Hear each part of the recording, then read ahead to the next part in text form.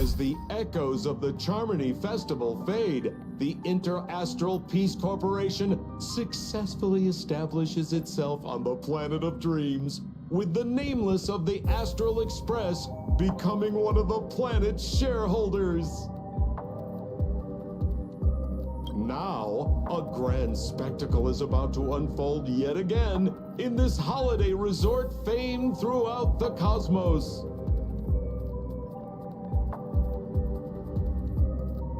Starring the superstar of Epsilon and the head of the Oak family, the lead actor is Miss Robin.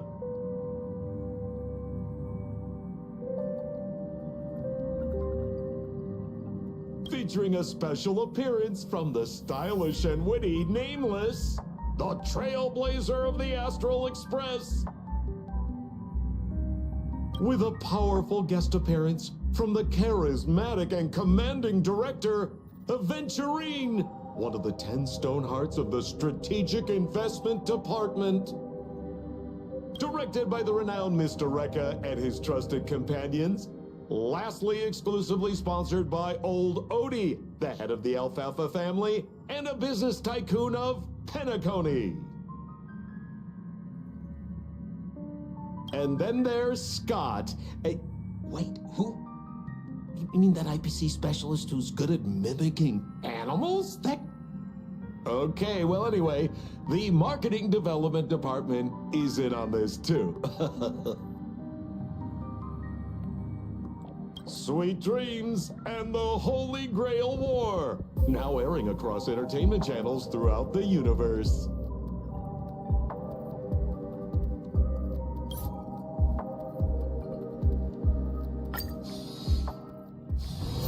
Misery and bliss, the same no matter where you go.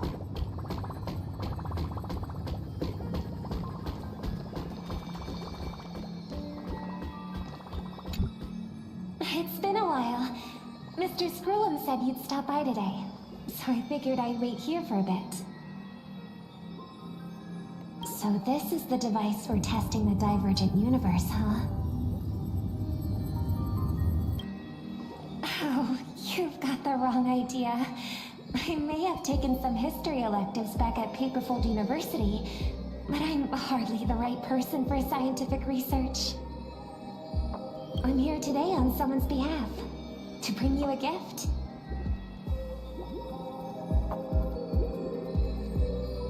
Do you still remember the Holy Grail War we had back in Penacony?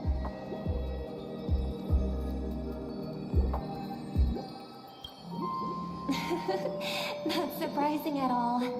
This so-called Holy Grail curio is bizarre indeed. Even though I still recall that adventure we went through together, some of the details get a bit hazy when I think back on it.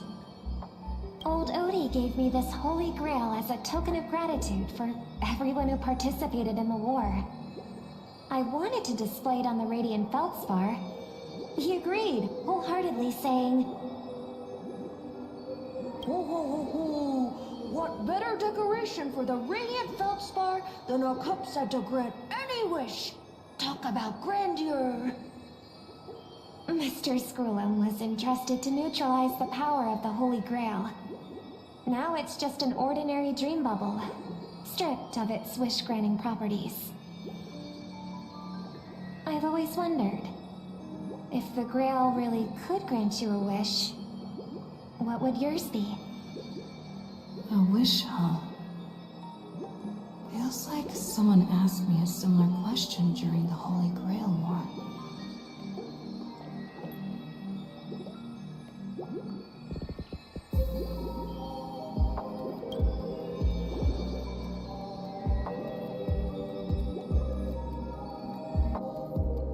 As Penacony's last festive superstar, she was once the center of everyone's attention.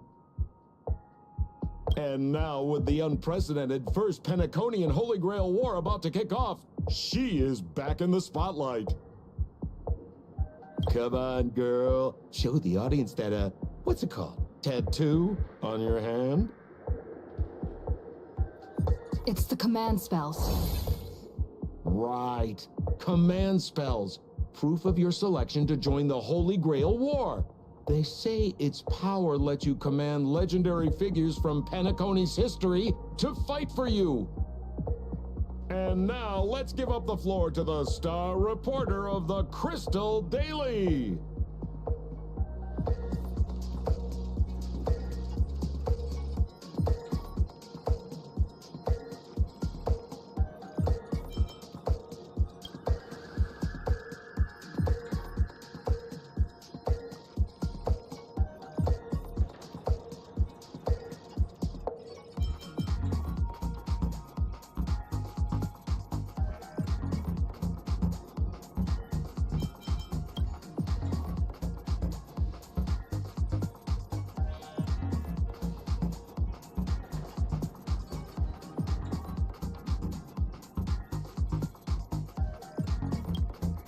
Oh, come on, girl. It's a rare treat for us Belabogian folks to travel off-world. Running into an old friend on an alien planet.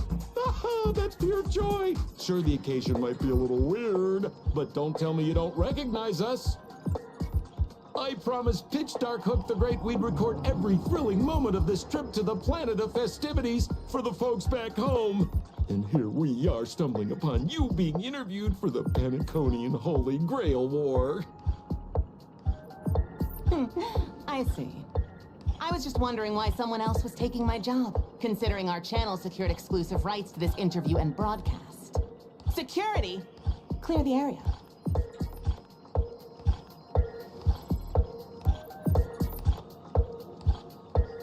Hey, even the money-loving Alfalfa family wouldn't charge such a cute kid a licensing fee, right?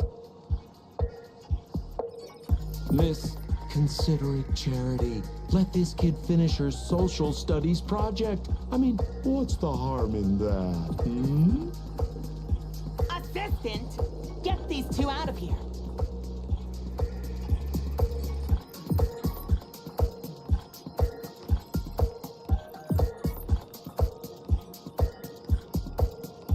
The Alfalfa family proudly presents the first Penaconian Holy Grail War. We'll be following the Masters every step of the way, bringing you the freshest, most exclusive coverage. Before we continue our interview with the Nameless about the Penaconian Holy Grail War, let's cut to a quick commercial break.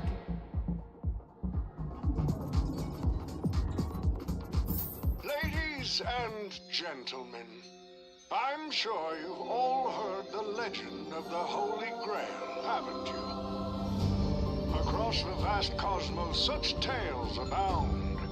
Seekers embarking on grueling journeys in pursuit of a miracle capable of turning their deepest desires into reality. Yet, only a rare few ever have the privilege of witnessing its existence firsthand. But today, I bring you all that very opportunity.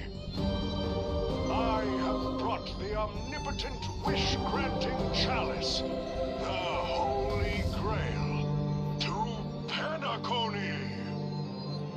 Of course, the right to make a wish is a privilege beyond measure. And like most competitions in life, if you want to claim your reward, you'll have to fight for it. The Holy Grail will summon heroic spirits, legendary figures from Penacony's rich history, and bring them back to life. And you, daring dream chasers, will become masters, commanding these servants in battle until only one survivor remains. Worried it sounds a bit violent? Afraid it might turn into another Tychean Robo-Ball competition with limbs flying and blood spattering everywhere? Fear not. Mark my words. In the sweet dream of Penacony, there is no such thing as death. Any violence you witness is nothing more than harmless spectacle. The only thing real is the prize of having your wish come true. After all,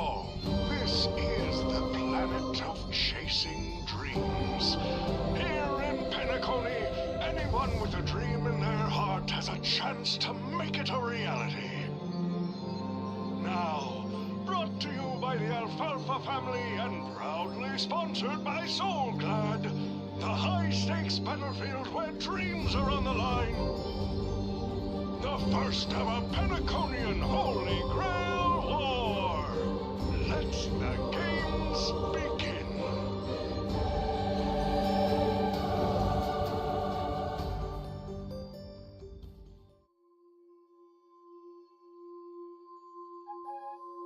Terrific! I loved how you used the word survivor instead of victor to rally the contestants. Nothing stirs up a person's drive quite like the goal of simply staying alive, What an inspiring speech, Mr. Oti. Even Louis Fleming himself couldn't have done it better.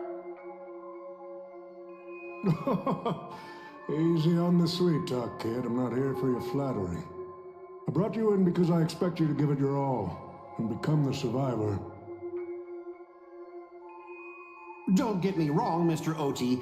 I'm honored you picked me, but I'm just a nobody, a bottom-tier cog in the IPC.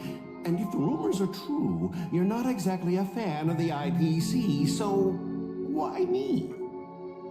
I sent invitations to Penacony's top shareholders and family heads, welcoming them to join this Holy Grail War. Some accepted. Others turned their noses up, dismissing my carefully orchestrated spectacle as just a marketing stunt. Seems like living in luxury has dulled the ambitions of the so-called elite. But underdogs like you, you're a whole different story. Now, remind me again, what wish would you make to the Grail? Me, Scott? I'm just a lowly grunt trying to climb to a P45 corporate rank.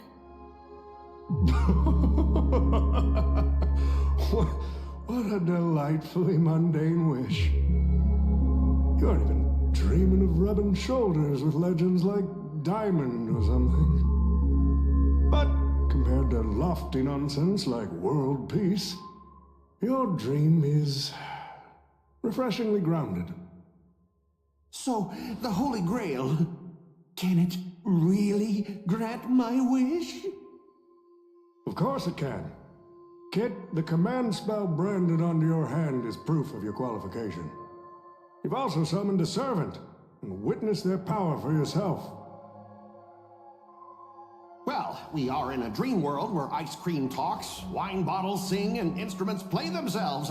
A grail that grants wishes and legendary figures resurrecting from history? Not so far-fetched here, I guess. But here's the bigger question. If the grail is real, why are you sharing it? Why turn this into a show? Let's face it, if I were in your shoes, I'd keep it to myself, make my wish quietly, and get filthy rich. A sharp question, Scott. Let me put it this way. Picture an old man who survived 10 Amber Eras, navigated countless conspiracies and power struggles, accumulated an endless fortune, and climbed to the absolute pinnacle of Penacony. Now tell me, what's left for such a person to wish for? More money and power? No one ever thinks they've got too much of either, right? I don't know. You tell me, Mr. Oti. You're already getting close, kid. But a single wish, that's far too small to satisfy me. I want to transform the Holy Grail War into an unprecedented form of entertainment in Penacony. Imagine meeting historical legends, summoning them as servants to fight for you, and finally making your wildest dreams come true. This will be Penacony's next grand spectacle, standing alongside the Charmony Festival as a beacon for the universe's attention. Dreamers and wealth beyond measure will pour in, far more than ever before.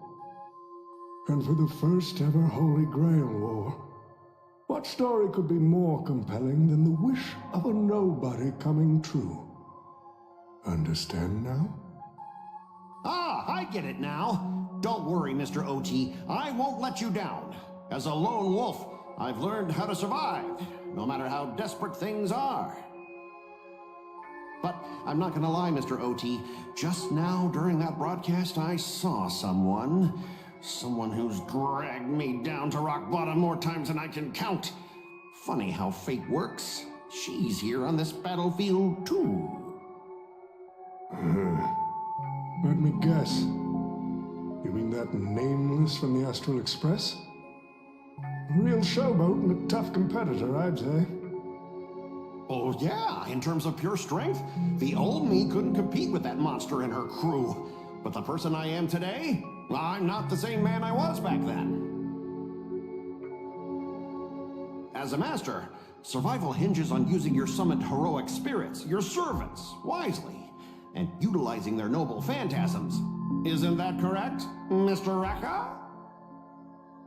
While the Holy Grail War is ongoing, please address me as Greedy, producer.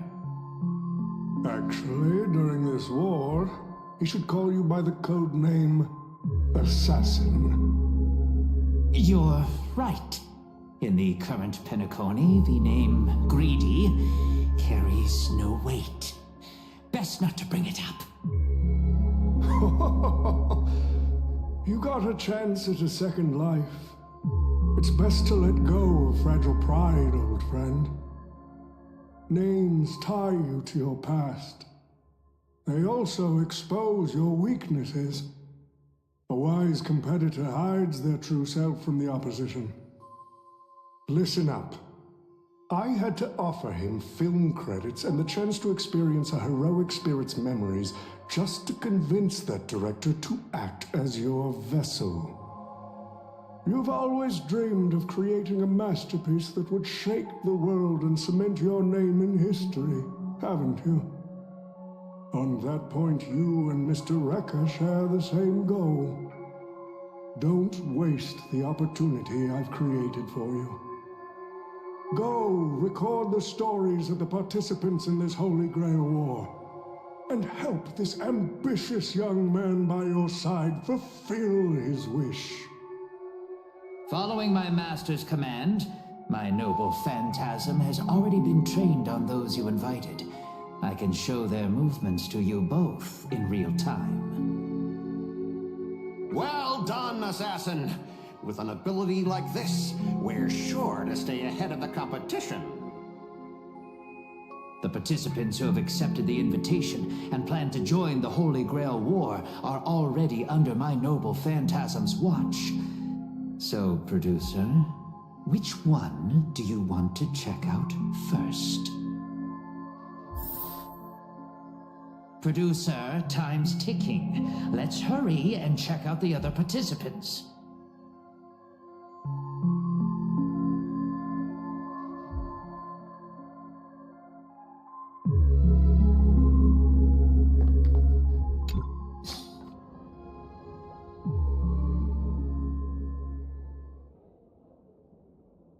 But what's even more Penaconian is this omnipotent wish-granting chalice. Oh, listen to that. Doesn't it sound like a cheap business scam? Only someone from a backwater place like Eurilo 6 could be fooled by a trick like that.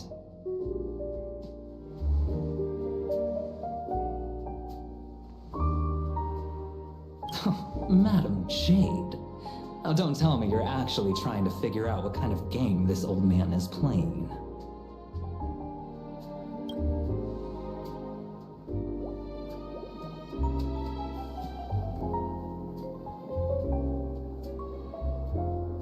Fascinating. Well, people with real power wouldn't waste a second of their time on something like this. I mean, who would lower themselves just to entertain him? And if this so-called Holy Grail turns out to be nothing but a marketing gimmick, then things are gonna get really interesting.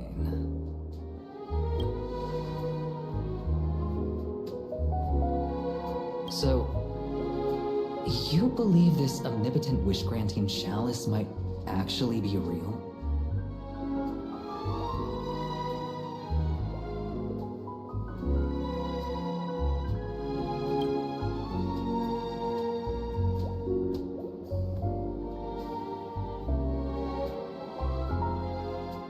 So does that mean you're interested in accepting the invitation?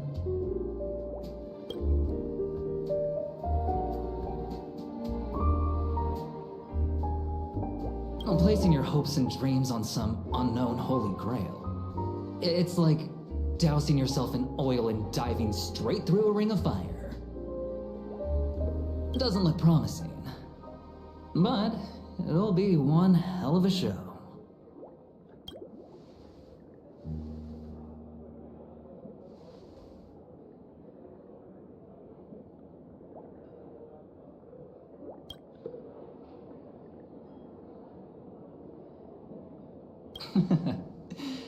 I knew it. Paniconi and I just can't seem to stay apart. But I have to say, the way they mark the participants, not exactly pleasant.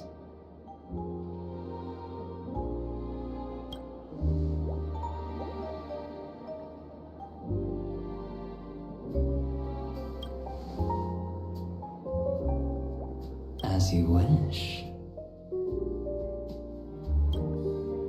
Wait, you're telling me the Strategic Investment Department is joining too?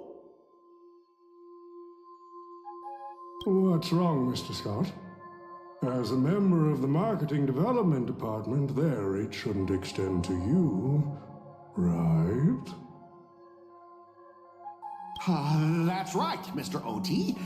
Besides, with you backing me up, even Louis Fleming...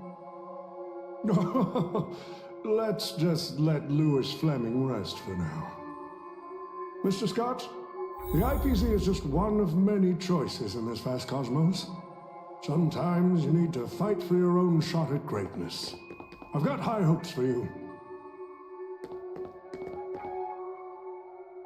Mr. OT, summoning a servant this early, isn't that a little against the rules? I didn't realize our producer cared so much about the rules.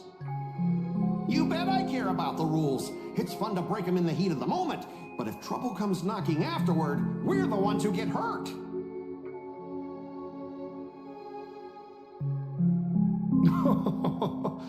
Rest assured, for this Holy Grail War, I have the final say on all the rules.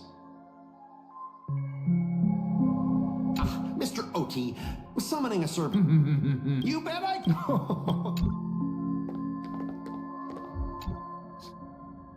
Mr. Pom Pom, it's been a while. Now that's forking hilarious. Girl, I know my identity's a little touchy, but here in Dreamflux Reef, just call me by my name, all right? It sure has been a while since we last saw each other. Not since that monkey raised hell here.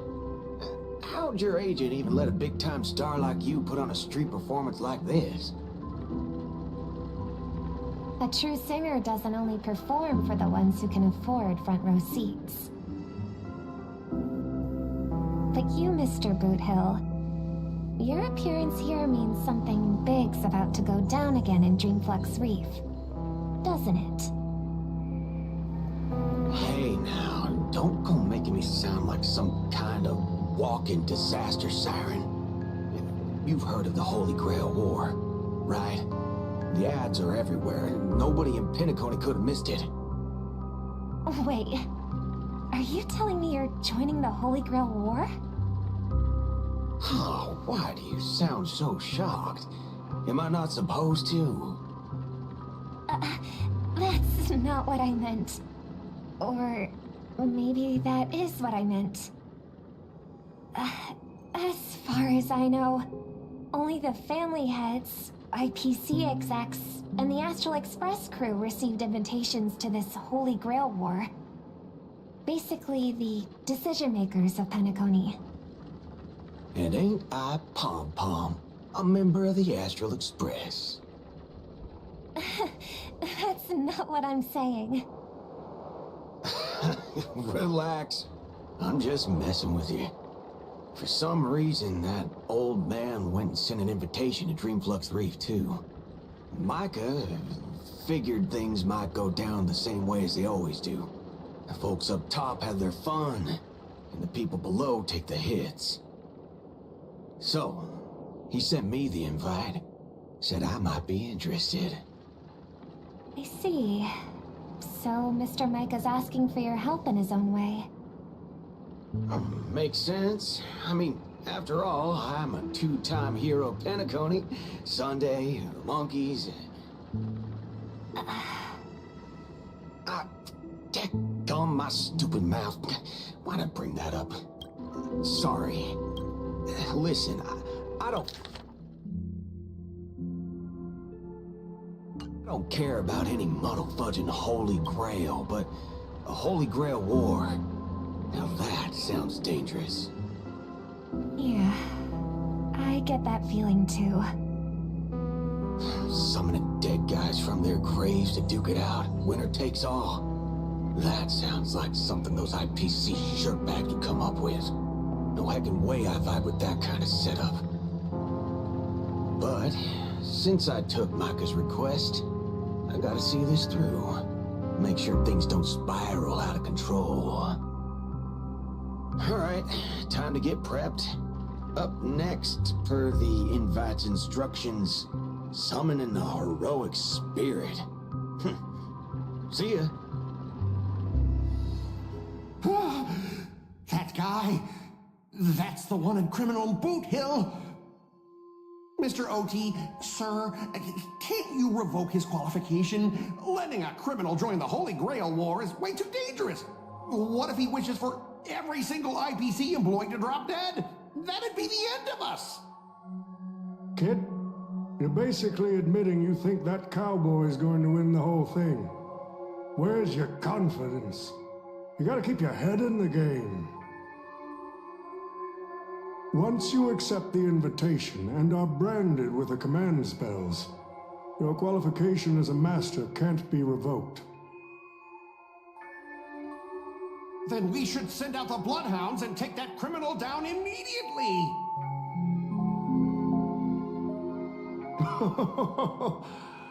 But Mr. Boothill wasn't wrong, was he? He saved Penacony twice before. If we jumped the gun and hunt him down now, that wouldn't be very tactful. Why are you so scared of this guy, Scott? Let's just say there's some personal history.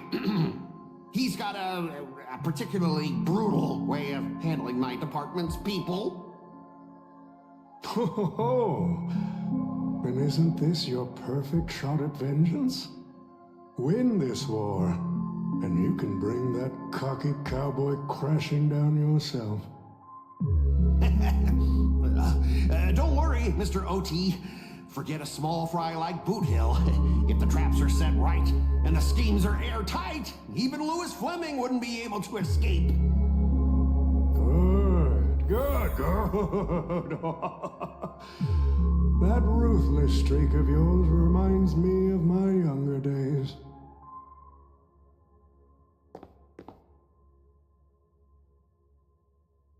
Who the heck keeps tossing garbage around? The next passenger Pom-Pom catches littering is going to have to write down the train's sanitation rules 100 times! Huh? The first Penaconian Holy Grail War? Inviting the Astral Express to join? Sounds like the kind of spectacle that might interest you. Seems like she's not around. Maybe I should pass this to March and Don Hung instead. Wait, why is there graffiti on Pom-Pom's hand? It won't come off! Who's behind this prank? The world's turned upside down. Even the animals on the Astral Express can enter this tournament. Mr. Odie, should I take care of this first? No need. Letting a contestant like them compete just makes things even more interesting.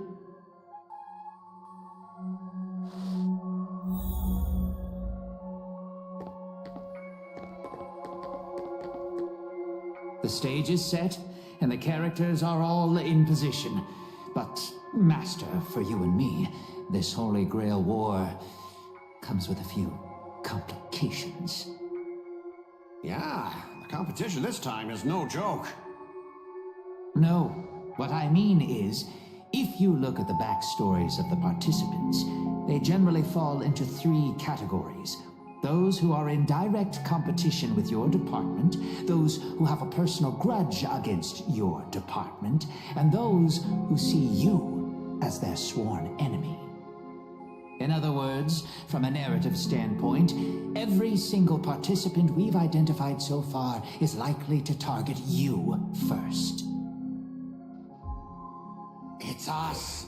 You call that a complication? Like I didn't already know everyone here has a bone to pick with me? A little personal wisdom. Not everyone is your enemy, kid. Learn to separate conflict of interest from personal vendetta. And the key difference? The first one can be negotiated. The second? Not so much. So, if I were you... You'd deal with the personal vendettas first. Much appreciated, Mr. OT. I'll keep that in mind. What a poetic twist.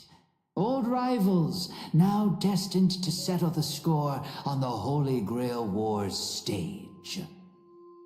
Lucky for me, I drew the best possible card. Assassin. With your noble phantasm, we should have the upper hand.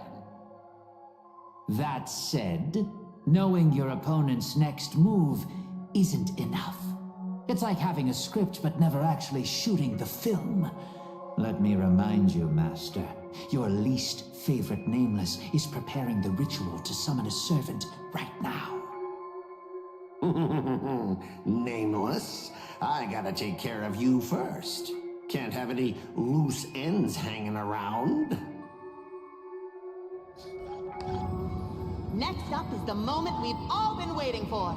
The Nameless will step into the summoning circle, chant the spell, and summon one of the greatest souls in Penaconian history. Who will it be? The legendary Dreamweaver Glocks? Or perhaps the first Bloodhound? Let's find out! The stage is set. Now step into the summoning circle and begin the ritual.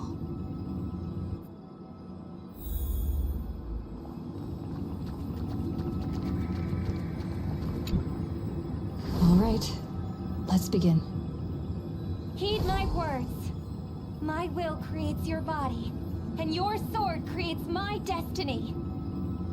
If you heed the Express's whistle and obey the crispy, crumbly pom-pom pie, then answer! I have not come to bring all the good in the world, but I am fated to perish, defeating all evil in the world. 7 souls flowing from the Ember Lord's stony heart.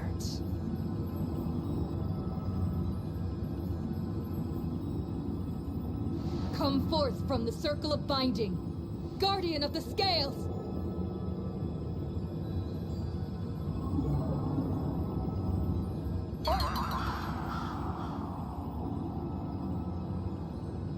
So, where's the servant?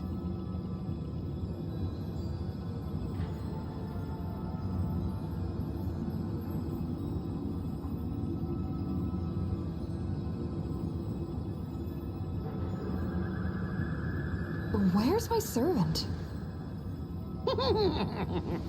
Oh, I wish I could capture this pathetic little moment of yours and pass it down as a family heirloom for generations. I was actually worried you'd luck out and summon some terrifying servant.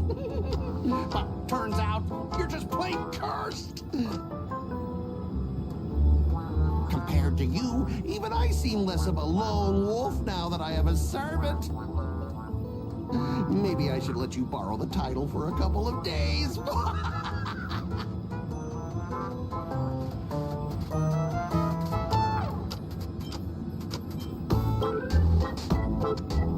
You think you can take a cheap shot and beat me just because my summoning failed? Listen up, girlie. Let me teach you why rules matter. This is the Holy Grail War. Having a servant versus fighting alone? That's the difference between wearing power armor and charging in shirtless. Let's not waste time. Your summoning ritual just flopped. This is the perfect moment to serve you every ounce of humiliation you once dealt me, with interest. But hey, I'm a fair guy. Since you failed to summon a servant, I won't use mine to beat you either. Boys, go get 'em.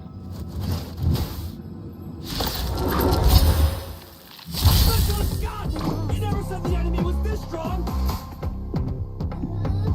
This is way out of our league! Don't forget to file my overtime pay! You idiots! Hold the line! No rush. Emptying your mind is a good way to relax as well. So leave it with me.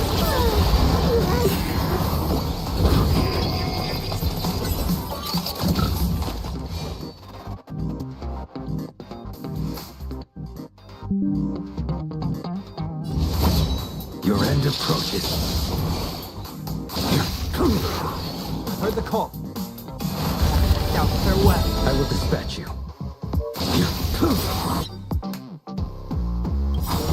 Failed to send you.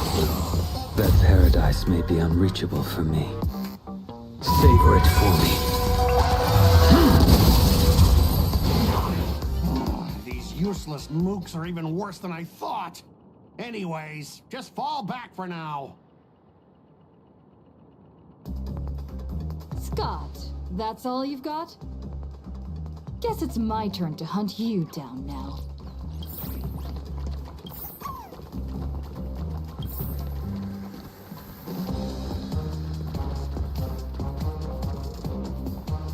You really had the guts to chase me down, huh? What a shame. Your Holy Grail War ends right here. Target is in position. Ready, assassin? Ready to roll, producer. A blood-splattered interstellar slasher comedy. Action. What are these things? Just some disposable extras. Nothing special. Watch your mouth. You're very valuable to me. May this faint light. The snow blue. Destroy the sky.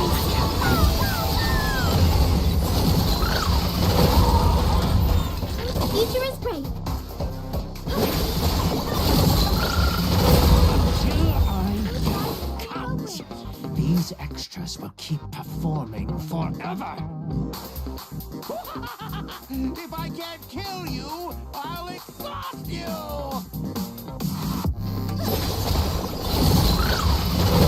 A blade knows no mercy. Who the heck are you?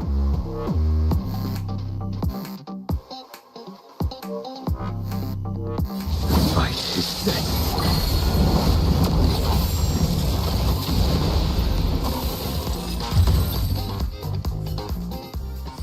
That spear! What just happened? It wiped the field!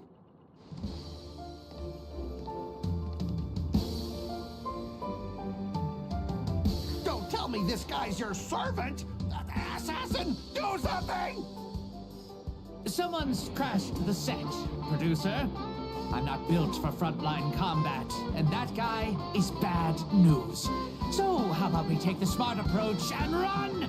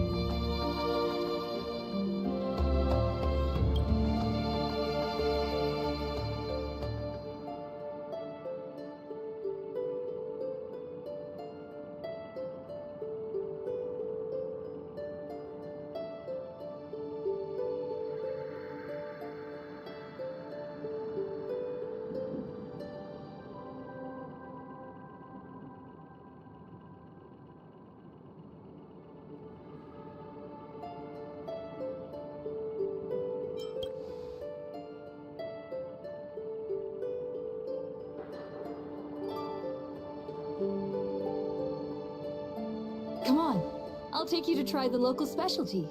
Halovian winged burgers. No way your world has that.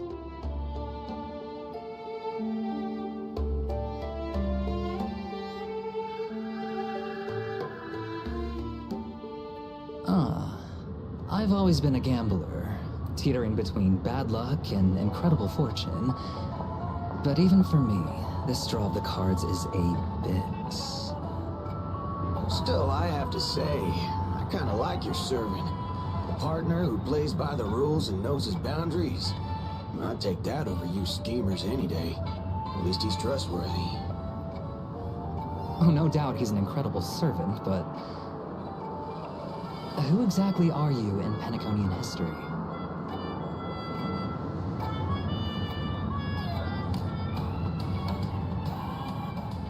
Oh, looks like, just like your servant, he's from another world.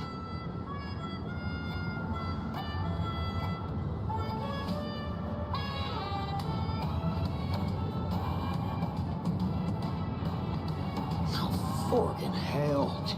So, 2 outsiders summoned 2 more outsiders.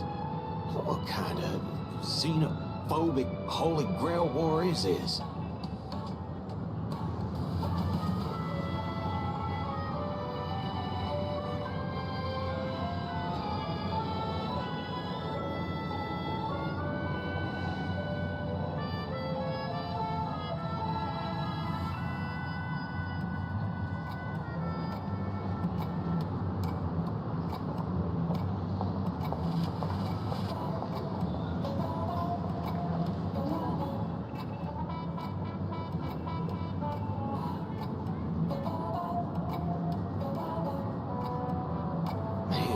All I asked you to do was a little recon. How'd you end up looking this beat?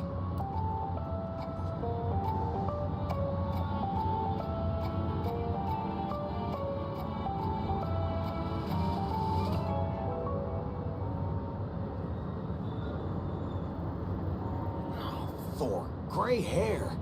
That's one of ours. Why the heck were you fighting her?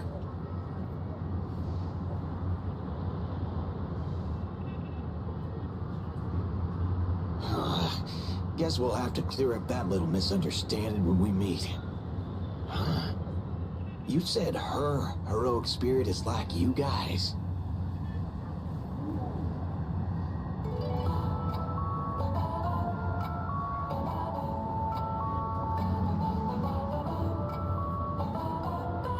Are you guys often summoned into worlds that aren't your own?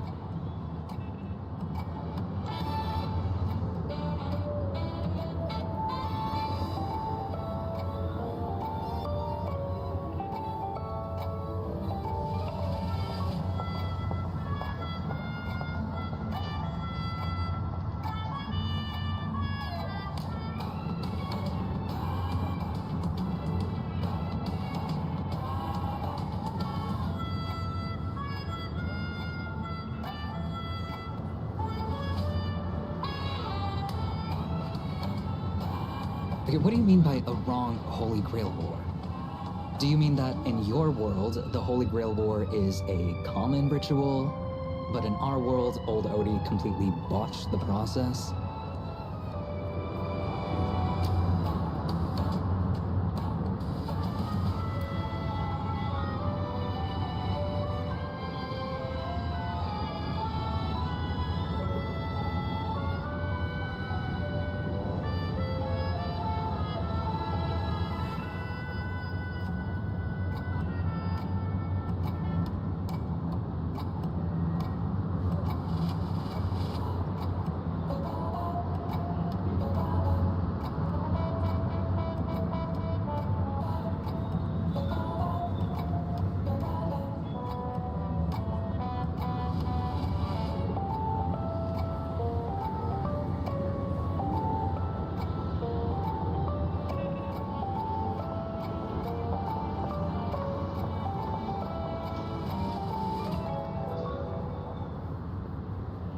Well, that makes things simple. We just find the muddle fudger behind this Holy Grail War and drag them out into the open.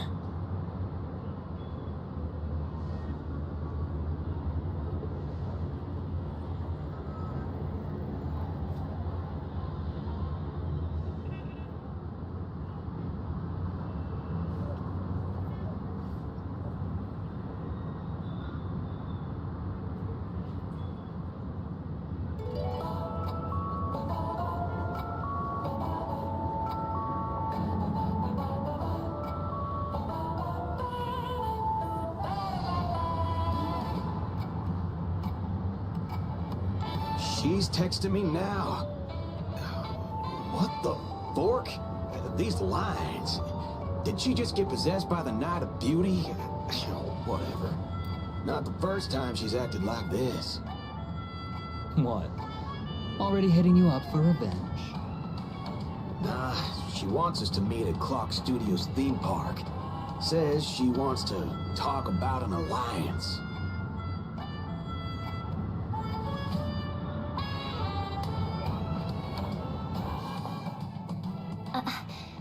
I thought a heroic spirit would look... I don't know... more special? This isn't quite my true form, but I'm afraid this is the only way I can appear before you. Summon at your request. I am... Castor. I would of course prefer to be honest with you, but every time I try to say my own true name, it turns into this. Dissonance? But that's your name. It was. But it's been trademarked, copyrighted, owned by someone else. I'm sorry, Master. Just call me Robin. I'm not used to being called anything else. Miss Robin. I'm sorry if this isn't what you were hoping for.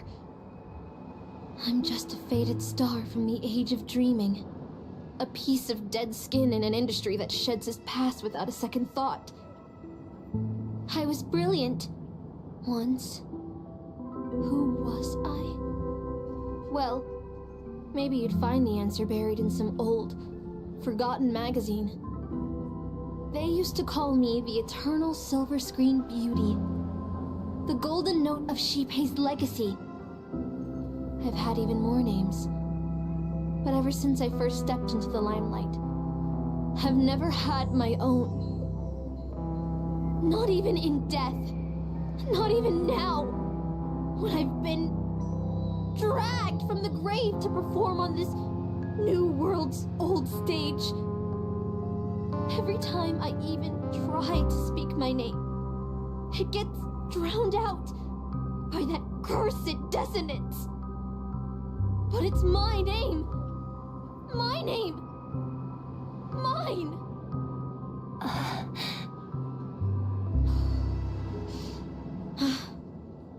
I'm sorry. It's okay. Let it out. I get it. Sometimes I want to lose control too. When we're on stage, under the spotlight, performers like us have to keep our composure. Since you can't use your real name, what should I call you? Caster. That's the title the Grail assigned me. No, I don't like that. I want a name you chose, not a name that was chosen for you. Thank you, Miss Robin. Then, call me Miss Note. For now. Funny. I don't remember being this emotional when I was alive. Maybe my fractured spirit origin is affecting my personality. No true name. No noble phantasm. Just this ridiculous talent for theatrics. But I'll do what I can. However little that may be, I'll fight for you and myself to earn a chance to wish upon the Holy Grail. You want to win? To me, the only real victory is making this war disappear. And that's something weapons can never achieve. Only song can do that. But people always remember the ones who win wars, never the ones who try and end them. Whether you want to end this war or win it, you're going to need allies. No performance is complete with only the lead on stage. I know. I was just thinking the same thing. Out of everyone in this war, there are at least 2 people I can trust. I've already invited one of them, and I plan to lay everything on the table for her.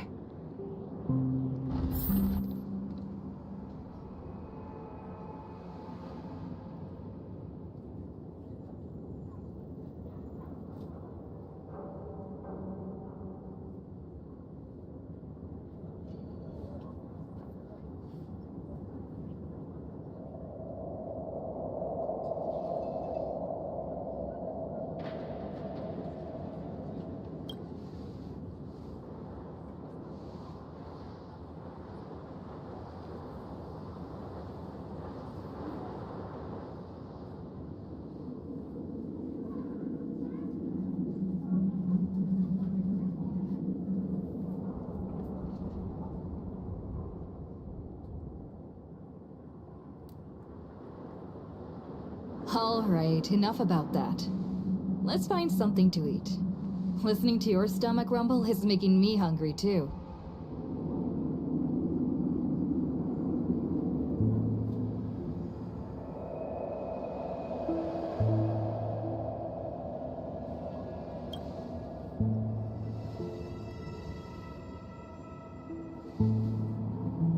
Almost there, Saber. Up ahead is the Dreamscape fast food restaurant.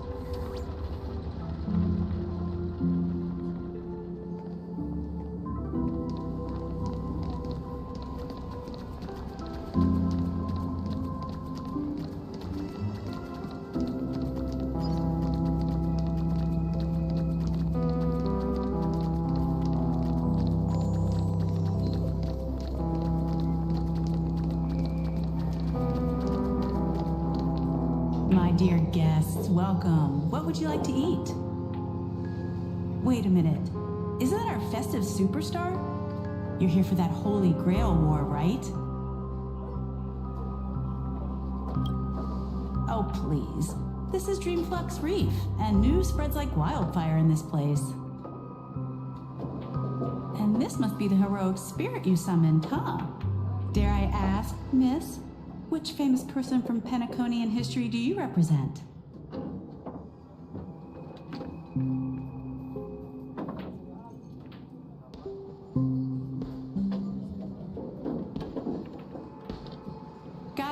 Gotcha. Like a secret recipe, huh?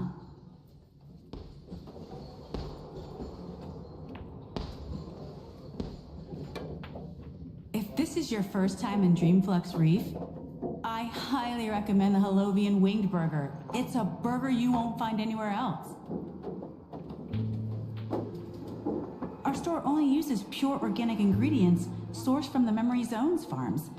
The soil they're cultivated in is free of harmful emotions.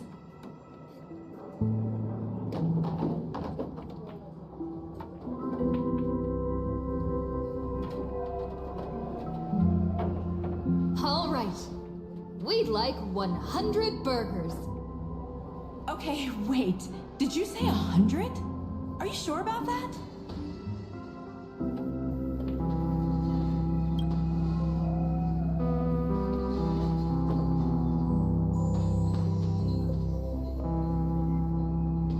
With so many Halovian winged burgers, it'll take a little time to prepare.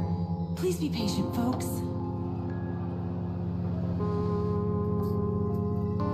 So, Saber, what wish would you make to the Holy Grail?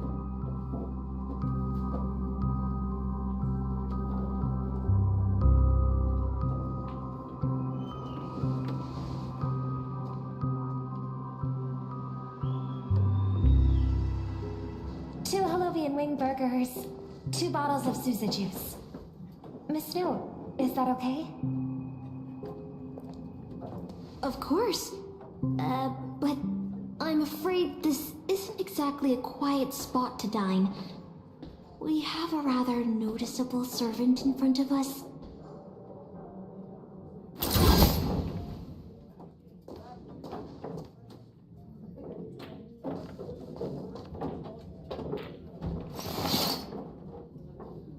It's been a while. Miss Note, this is the trustworthy friend I mentioned to you earlier.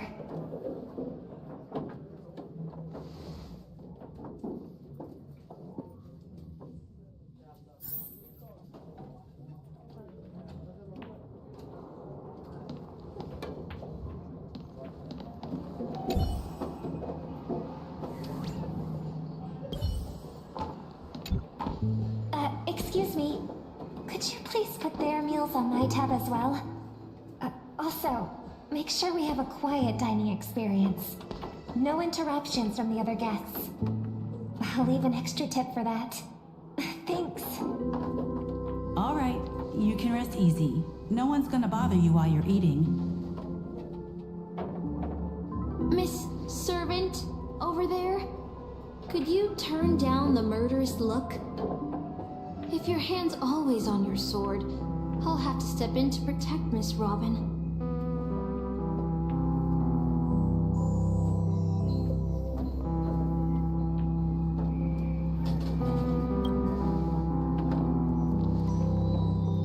Sorry to interrupt, dear guests, but if you're gonna fight, maybe you should eat first. Your Halovian wing burgers are ready.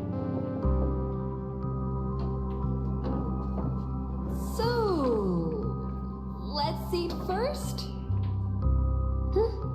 Agreed. You two ordered all of this?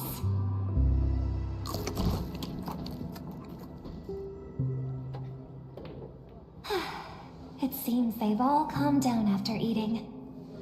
The dinner table really is the best place for diplomacy. No problem at all. I love seeing people smile after they're full. But your servant's appetite is truly impressive. Miss Saber, I don't remember anyone like you in the history of Penacony.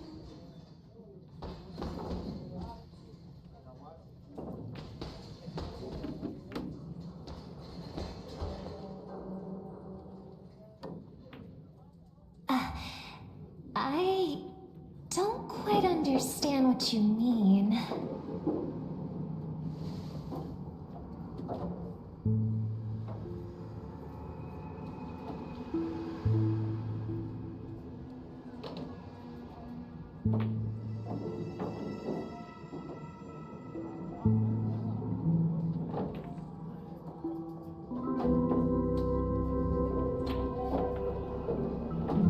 Forgive me for asking such a naive question, but what exactly are you heroic spirits?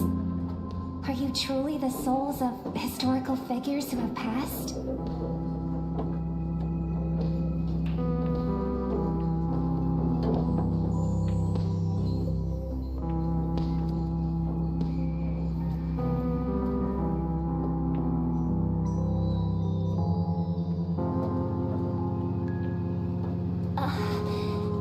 Magical energy, noble phantasms. Do these things really exist?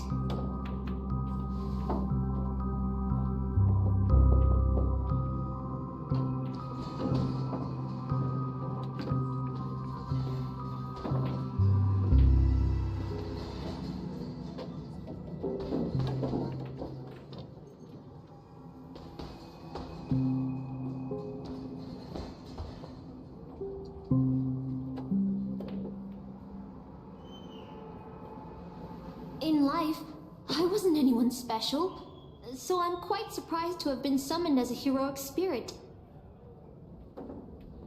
I don't have the sense of security that Miss Saber has, nor have I even retained my true name. I honestly don't know what a servant as weak as I am can do for my master. Miss Note.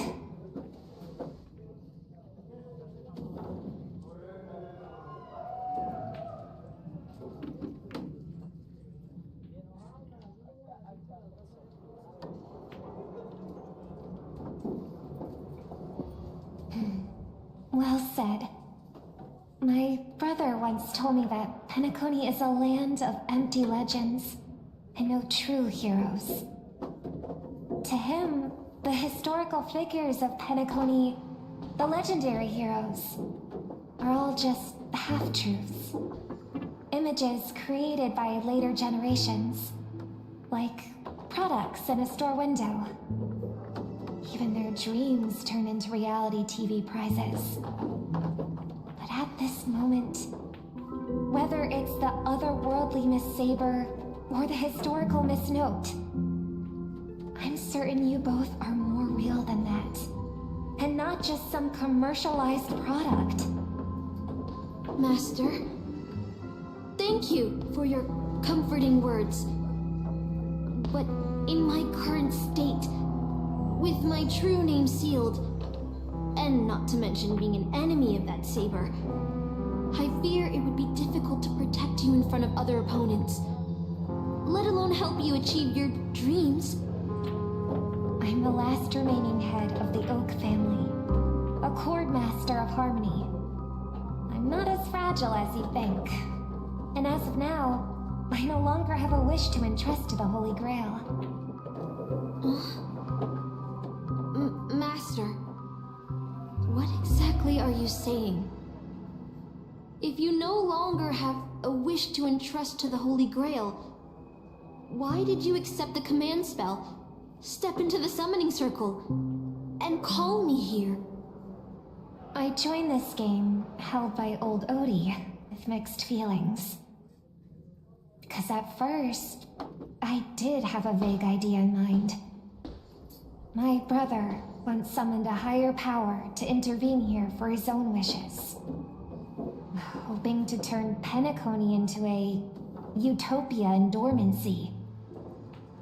He failed, and now must walk the road of atonement. But the impact of his actions still lingers in the hearts of the people of Penacony. I wanted to use the Holy Grail to erase and heal those scars.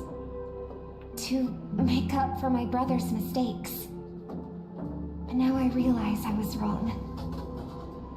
Summoning Miss Note to the present world showed me that the Holy Grail does possess some sort of power.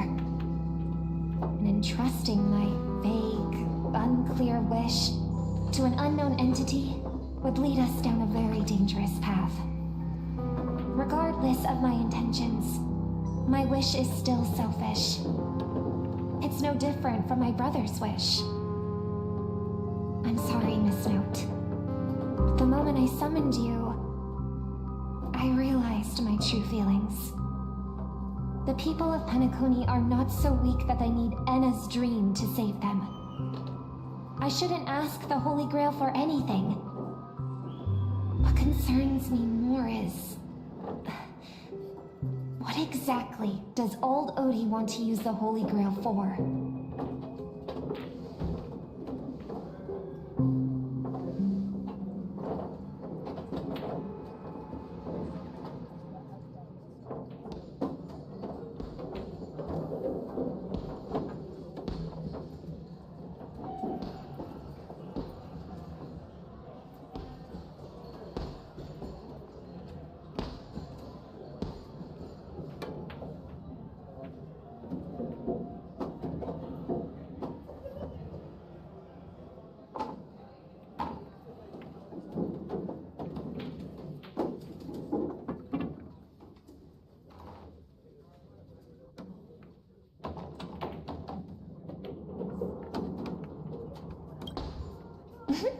That's right.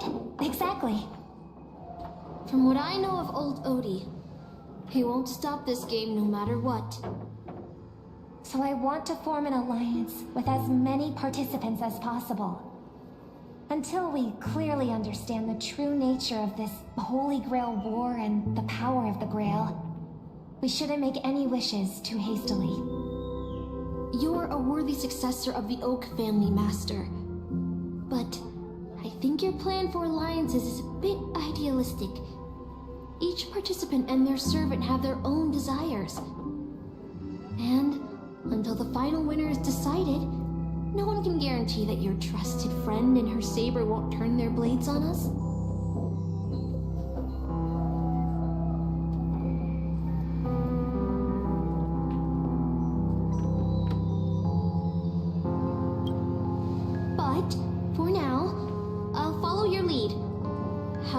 If the situation changes when trying to form alliances with other servants, I'll make my own decisions. Huh? Boothill just sent me a really long text message. I got one too. Was it a mass text?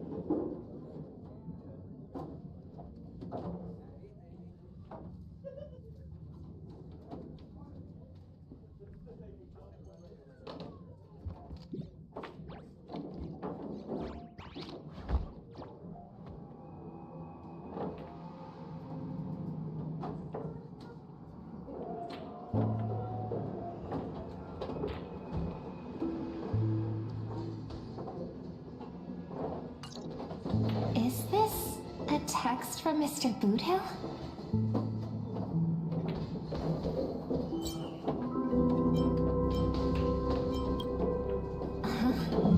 You've already figured out how to automatically translate his swearing in your head? Wait. This absolutely isn't from him.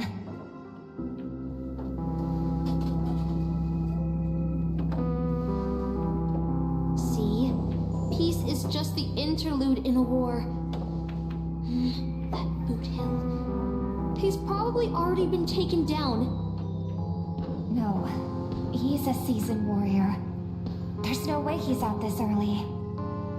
But someone must have gotten their hands on his phone and is using his identity to lure us to Clock Studios theme park.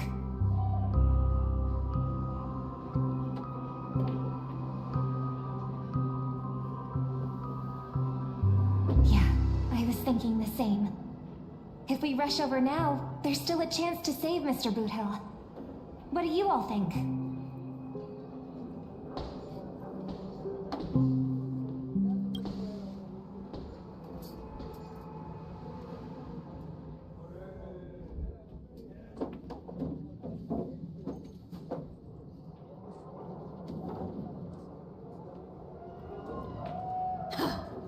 Then let's head out!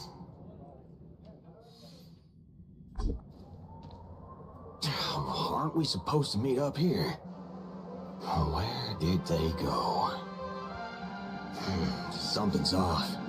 Maybe someone got the jump on them and took her and her servant out before we got here.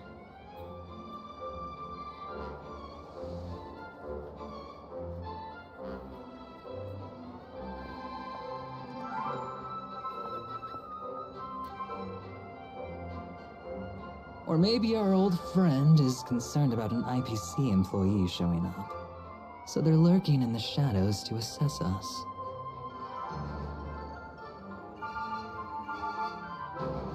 All past enemies can still become present-day allies. Am I right, cowboy? Even with the IPC, she should at least trust me after we went through so much together. Hey! Come on out! Let's chat about joining forces as a team. You ain't gonna get hurt. Oh, they aren't coming.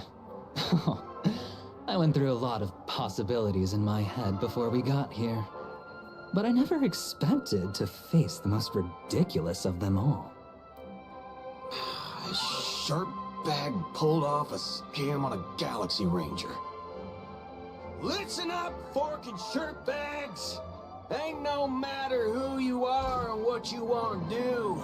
I've got you surrounded. Pop out now. Don't say I didn't warn you when you stub your toe on the way to the underworld. Did you hear that? Oh, he's gonna kill us if we don't give ourselves up. Oh, he's every inch a serious criminal with a huge bounty on his head. I'm positively shaking in my boots with how he talks. Oh, wait, isn't that Mr. Aventurine of the 10 Stone Hearts?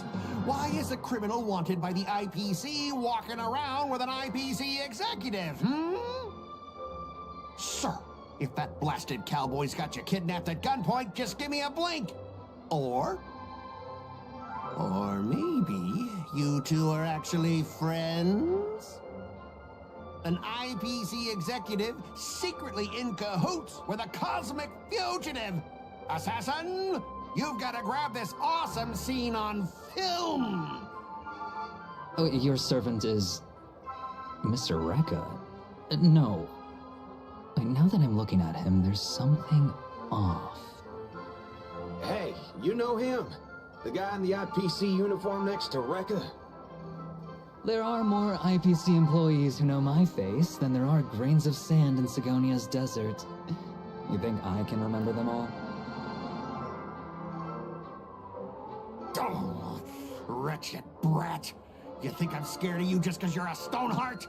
The Strategic Investment Department's reach may be long, but it will never reach my neck of the woods. After I win the Holy Grail, I will make everyone do as I say. I'll make you all kneel before me and beg for mercy, then have you bark like dogs, oink like pigs. No, croak like frogs.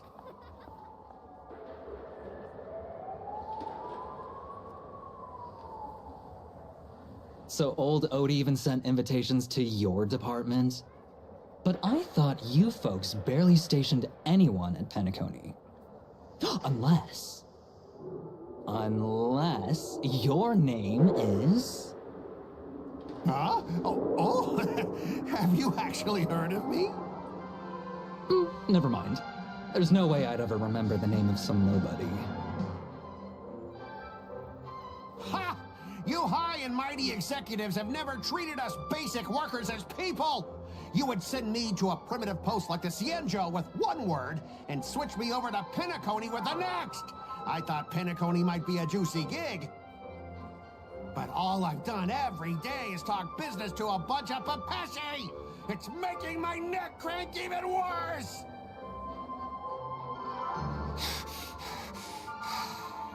But hey, all of that'll soon be a thing of the past. Aventurine? Ha! I'll replace you and become the new Stoneheart of that name. Assassin, use your noble phantasm to bring me victory!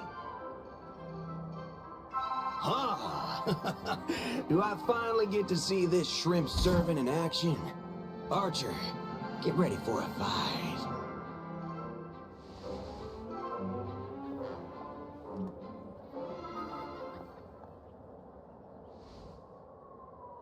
The filming has begun, actors. Take your positions. Let the camera roll.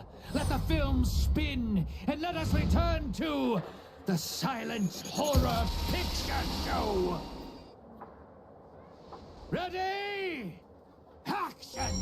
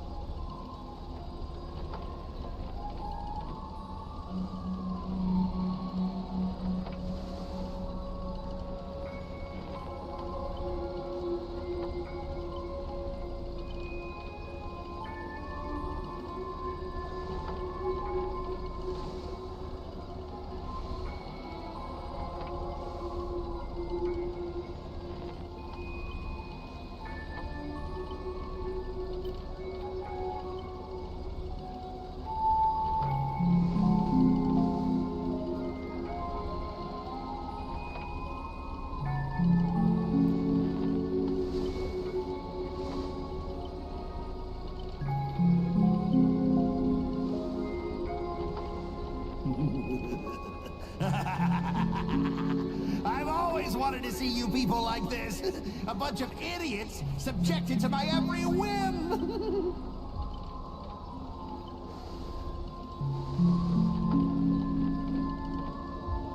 And why have you been reduced to this, may you ask?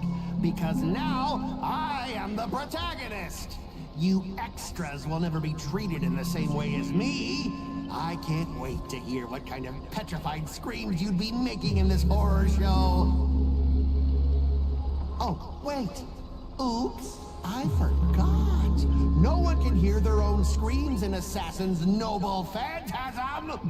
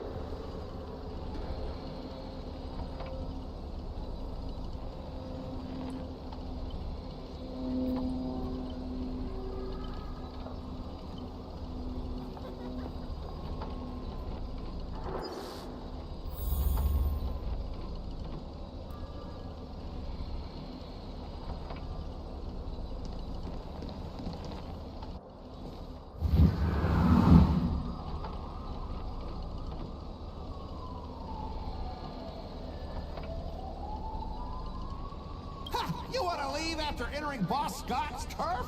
In your dreams!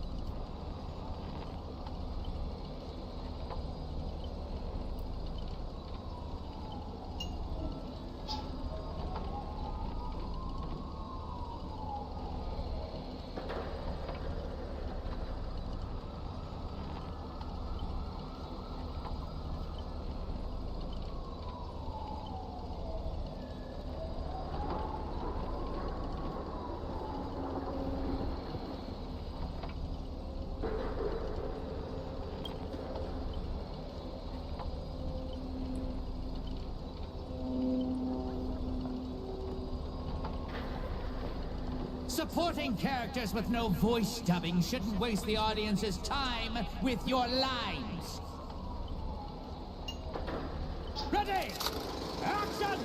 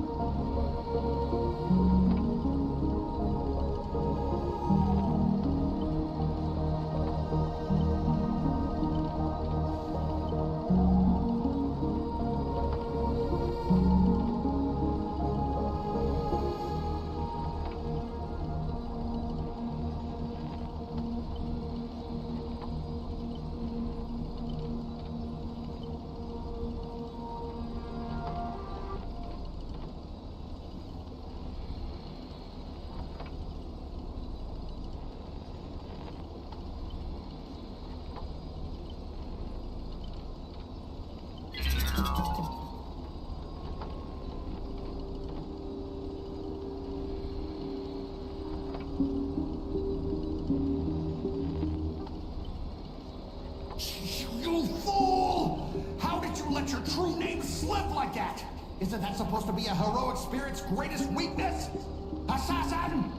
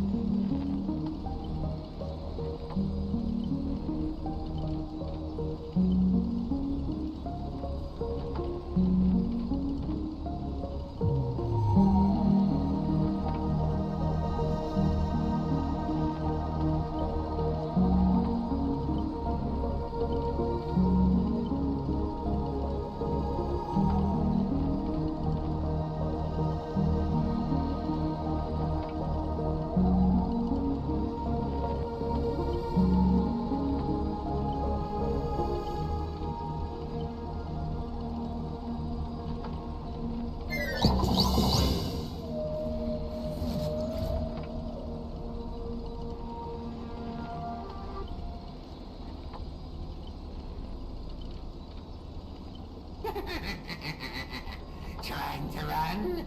Did I, the protagonist, ever give you permission to run?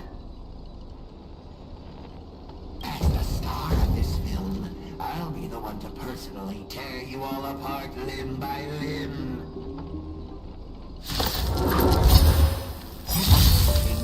In my hands, with assassin's power, these two poison saws can cut 3 times in the blink of an eye.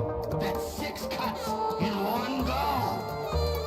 With my concealed sword chainsaw reversal, you won't escape me even if you turn into a swallow.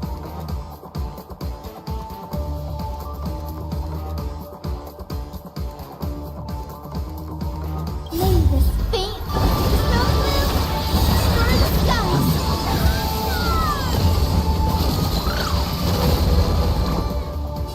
Have you such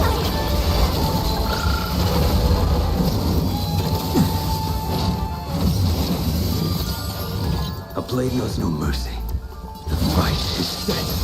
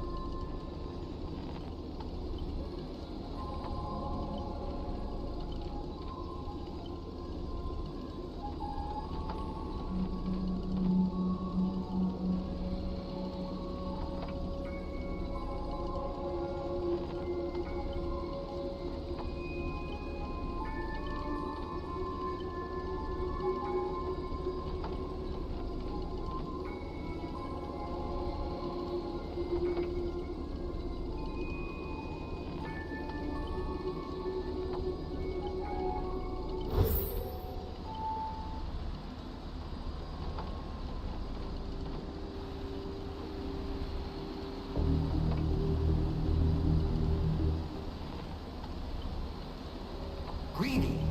Is this what you meant by giving me more power?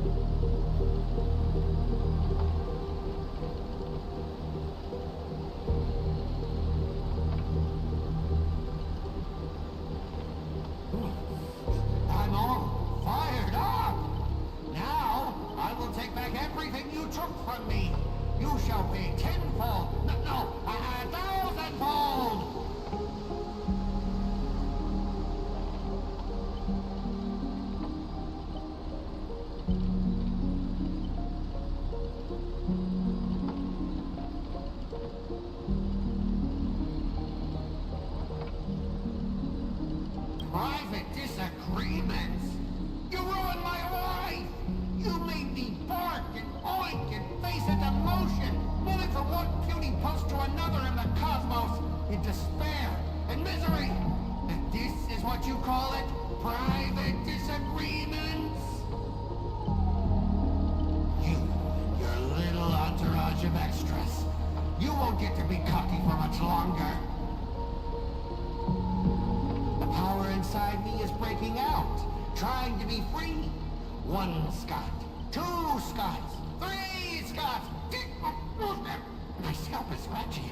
2 got stuck in there.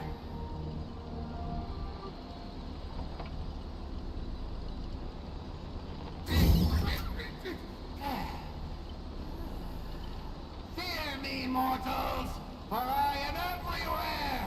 In your dreams, in your shadows, right behind your back! Now I, the Lord of the Wolf Pack, the 1,000-faced Scott, will devour all!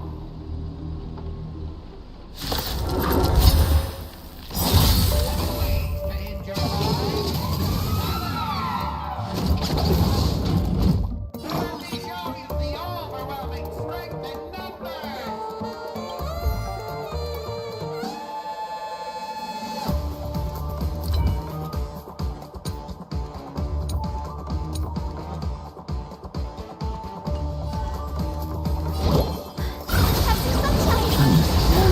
Faint light. The stone blue. Star in the skies.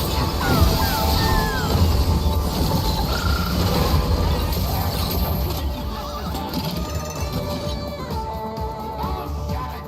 Weren't you just getting your butt kicked a moment ago? Fight is set. We are gathered here today to commemorate the many Scots who have sacrificed their lives again and again. Well, if those dead weights weren't dragging me down, I'd have won ages ago. The true lone wolf walks alone. Only weak rabble sticks together. Coward! You've been hiding at the back all this time. Even my eyelashes did more work than you.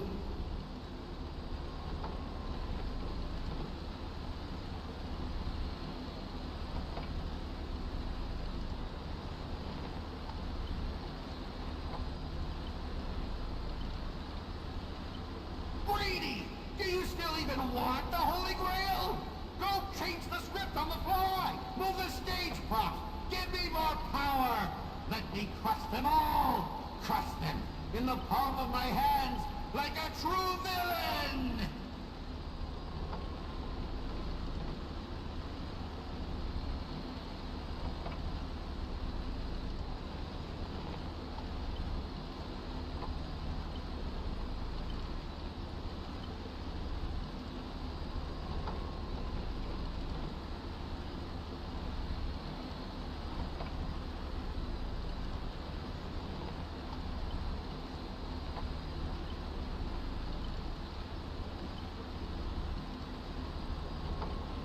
Are you trying to betray me? Don't forget, I am your master! With my command spell, you'll have to... Ribbit, ribbit, ribbit, ribbit!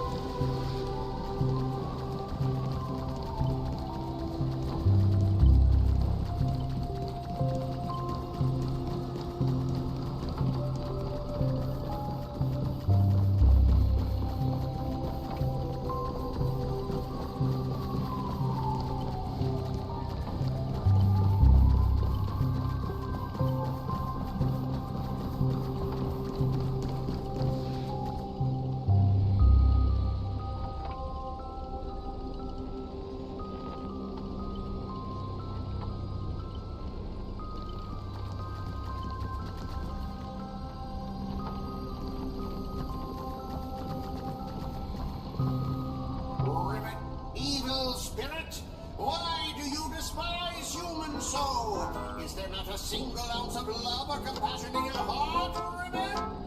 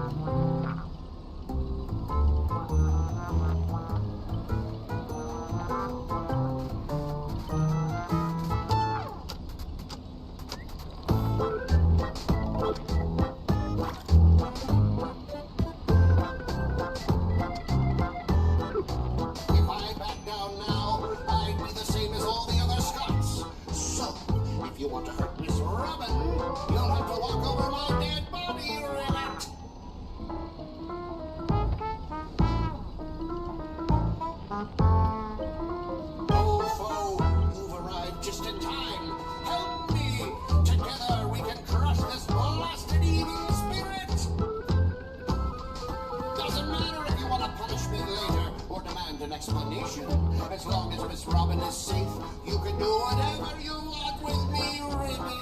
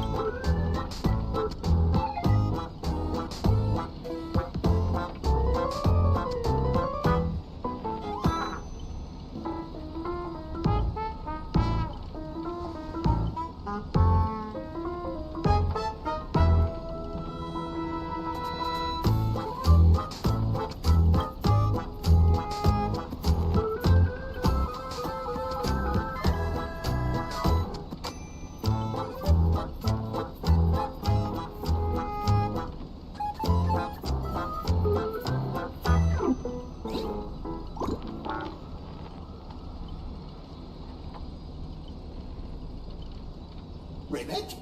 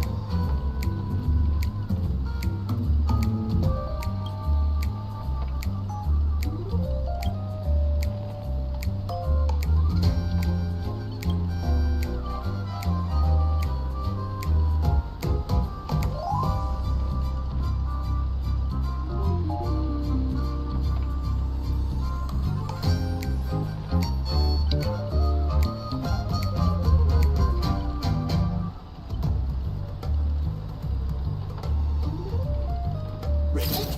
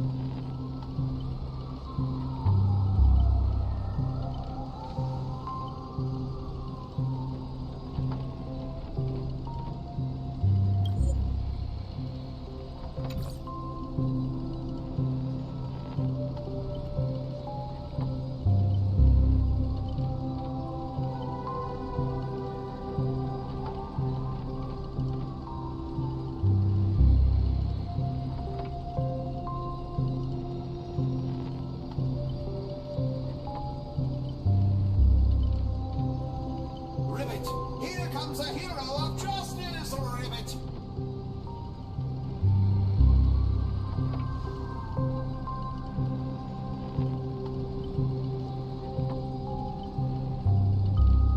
Greedy split my consciousness into countless fragments in the previous battle, just like what happened to Miss Robin. I'm honestly as shocked as you are. Who'd have thought there's justice in that man called Scott? And yet, my chest burns with righteous fire.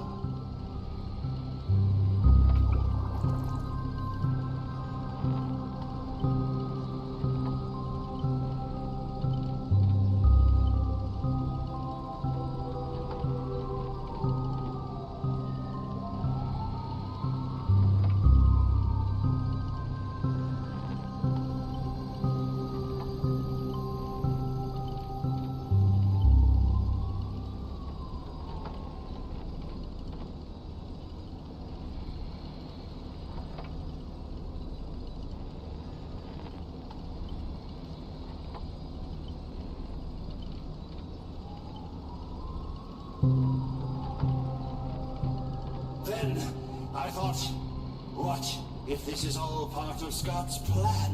What if the evil side of him is lying in wait within me, ready to spring to action at any moment? I want to go with you to save the other Miss Robins, and I also need someone to kill me if Scott ever takes over my body.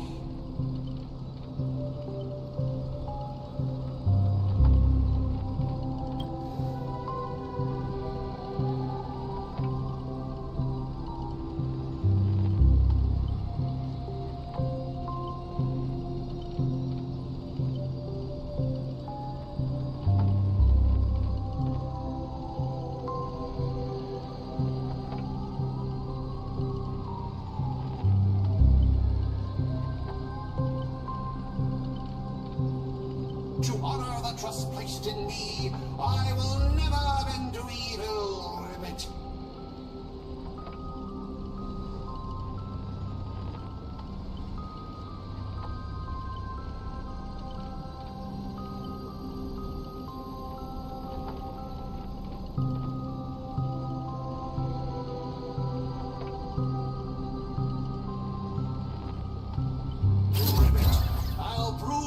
justice with my actions, Ribbit!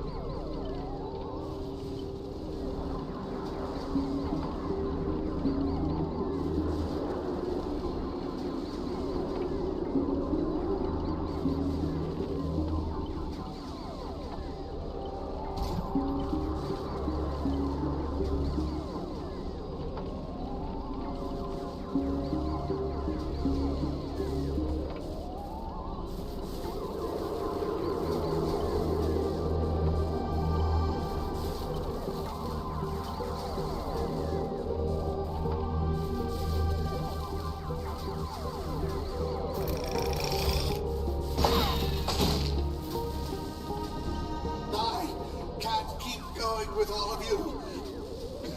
But I'll die happy, knowing that I gave my life for justice, to keep others safe.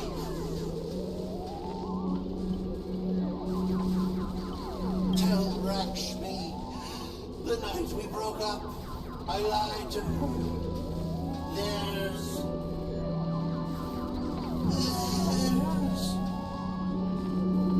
There's no such thing as a scars of justice. That justice is a part of the name. It doesn't mean anything. What do you think? How would you rate this shocking reveal, Ribbit? Director, heal me up! I worked so hard to lead them into the trap, and now you're shooting me in the butt!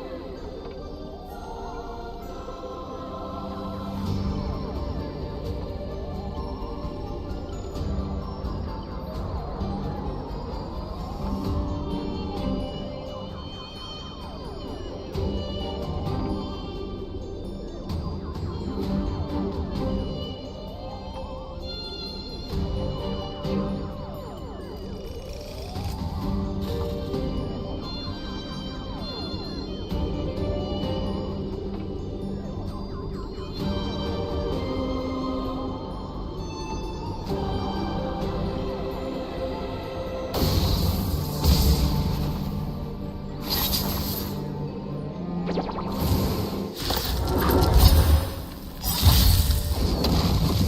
lost. So leave it with us. You're right. You faint. It's not blue. Restore the skies.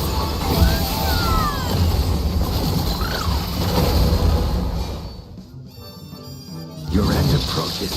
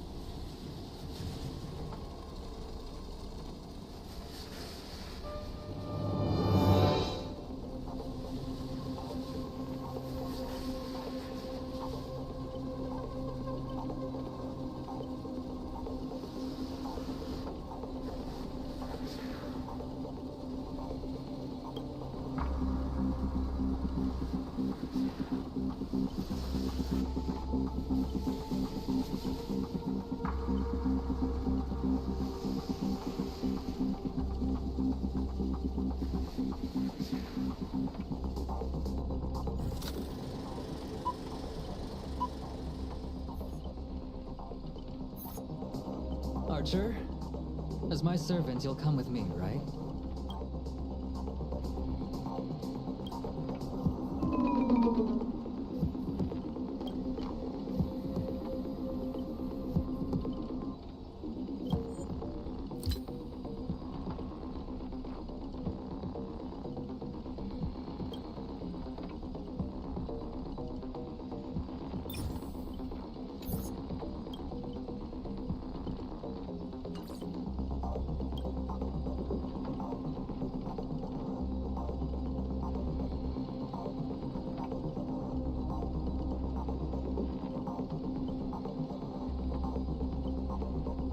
What's wrong with being a little underhanded if we can win?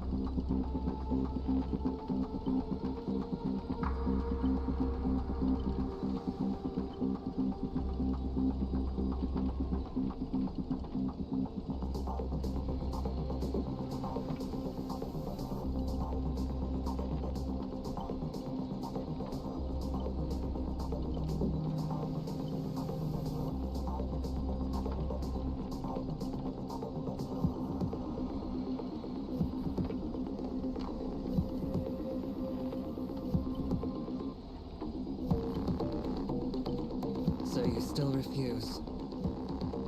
Oh, I should use my command spells to force you into submission, but I hate brands on the flesh that bend someone to another's will. If staying with them is your wish, then so be it. But sometimes, a change in perspective will make you see the gamble in its entirety.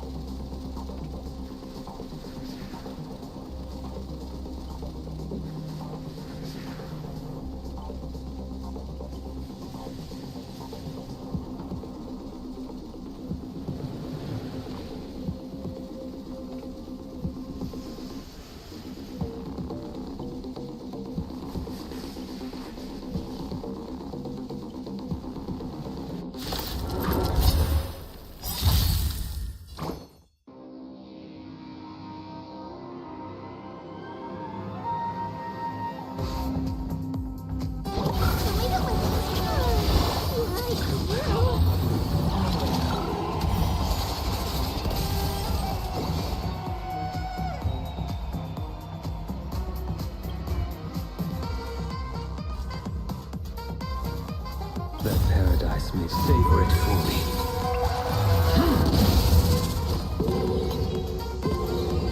Your end approaches.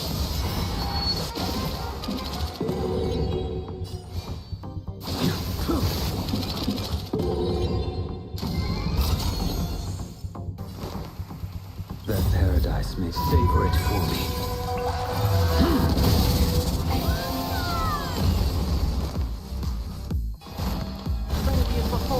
A blade knows no mercy.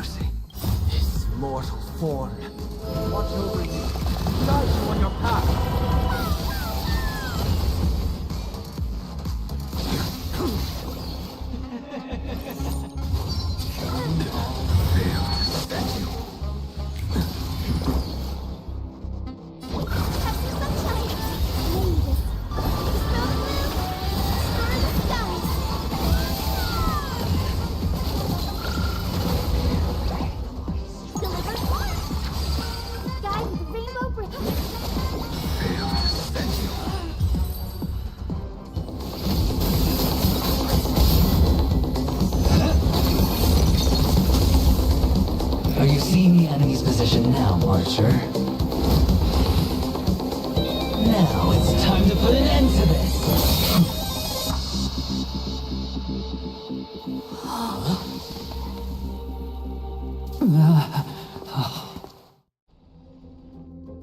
Why do actors in horror films never see where the monsters come from? Why do monsters keep popping into the frame as long as the film is rolling? It's because the true monster is born beyond the set. The director's lens is the real cradle of terrors. Your presence concealment skill is simply a manifestation of the theatrical rule that characters in the story cannot see the cinematographer filming behind the lens. But monsters are different. They are the soul of horror films, the focus of the lens. Their line of sight is always fixed on the camera's position. That's why only Scott, the man playing the monster, can see you. You win. I concede. Having the devil lurking behind the lens and getting real monsters to step into the theater. That was my finest offline marketing campaign ever. Who'd have thought that someone could still see through my tricks hundreds of years in the future? How did you do it, friend? Did I never mention it to you? Well, I am your fan, Mr. Greedy. A director of flops from centuries ago, catching the eye of a big shot from the strategic investment department. Thanks for the compliment, but that was a pretty bad lie from you. Oh, have more confidence in yourself, Mr. Greedy. After I stumbled upon your first movie, curiosity led me to dig through the archives of Greedy films. Now, you had each moviegoer sign a death and liability release waiver before entering the theater. And you released memory zone memes into the theater at intermission. Oh, these interactive marketing tactics were way ahead of their time. You could smell out exact market demands and deliver maximum impact with minimal resources. Oh, had we met back then, I would have made sure to secure a spot for you in the marketing department. I'd rather not be recognized for those achievements. You could have been rolling in riches. But you poured everything into filmmaking to create something you loved. You're a director worthy of respect for that alone. But what you've done is unforgivable. The watchmaker said almost the same thing to me back then. But like I said, I concede. I have no talent and can't create true art. I've come to terms with that after dying. Then could you tell us old Odie's plan? If he truly wanted to achieve his wish, he could have easily hired a few masters to stage out a variety show with a rigged outcome. But he deliberately gathered a group of uncontrollable individuals to participate in a Holy Grail war that might never even happen. Mr. Odie gave me a backup plan before I came here. When I lose, I'm to humbly admit defeat and invite everyone to the Grand Theater. Mr. Odie and the Holy Grail will be waiting for you there. You'll hear all the answers from him. And you, my fan, this little behind the scenes is just for you. I believe the reason Mr. Odie reached out to you all is simple. You'll bring in higher ratings for this show. There's nowhere in Penacony more fitting for a grand finale than the Grand Theater. Oh, Mr. Boothill, why are you looking at me like that? Didn't expect someone like you to be that Fudger's fan.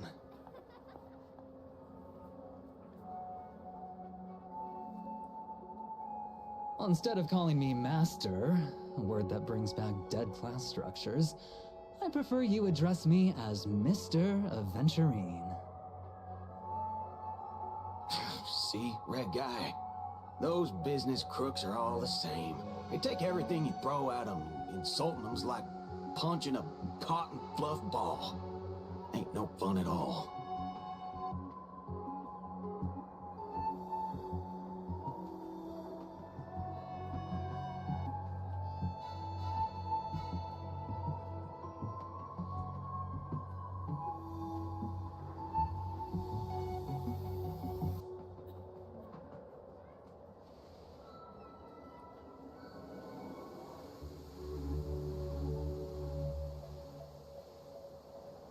I'm going with you. It doesn't matter whether Miss Node is now friend or foe. I will bring her back.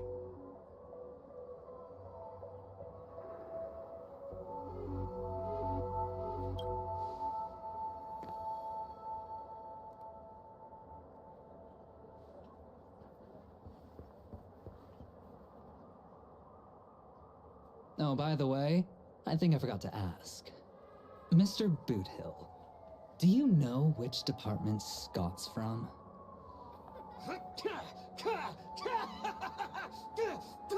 Whoa, yeah!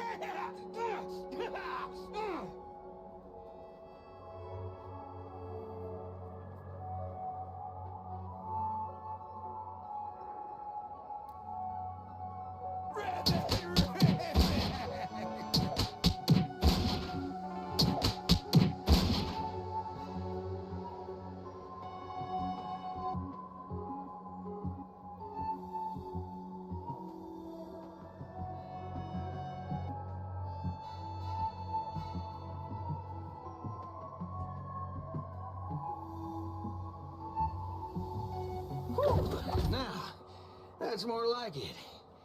Let's move out.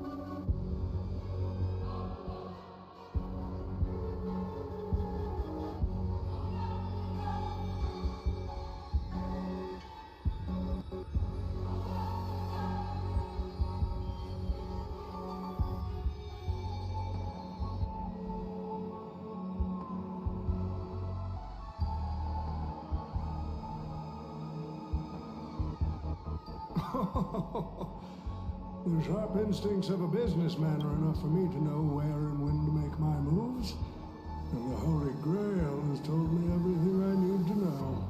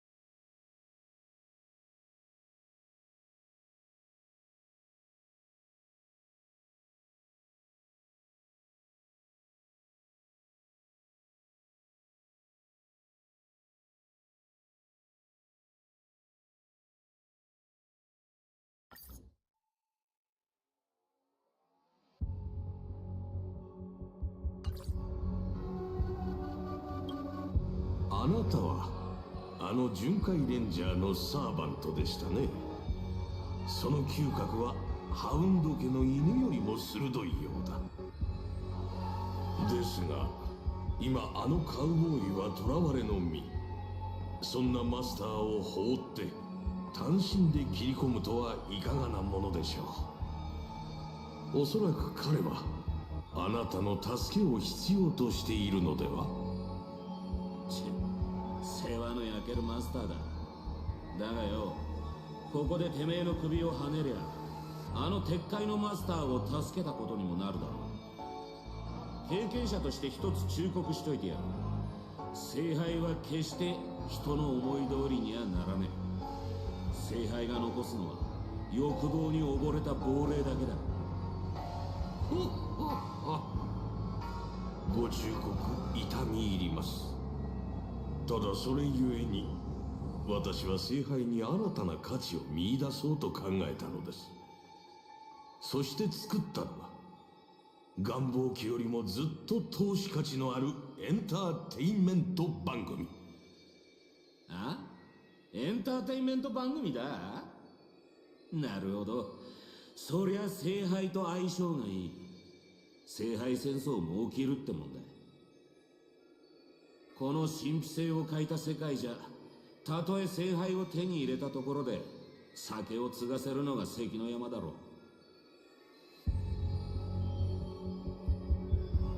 う。だが魔力とは別に聖杯に奇跡を注ぐ熱量があるのなら話は違う。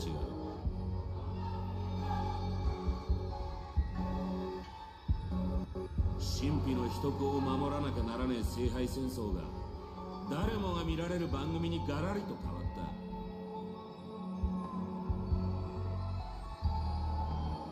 た。そして人々はこの夢の星で聖杯の儀式を知り、英霊の召喚を見て聖杯がもたらす奇跡を信じ込んだ。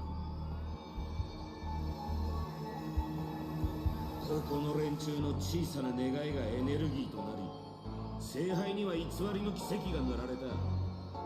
お前の仕切るこの茶番はそいつらの願いを踏みにじった上で成り立ってるってわけだ。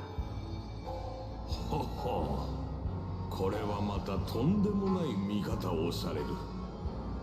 他の世界より訪れたサーバントよ。あなたが現れたのは想定外でしたが、実のところ必要なことでもありました。聖杯にはより純度の高いエネルギー、つまりあなたたちが必要になります。ノーツガールさん、いやさん、今こそピノコニーにあなたの魅力を見せる時です。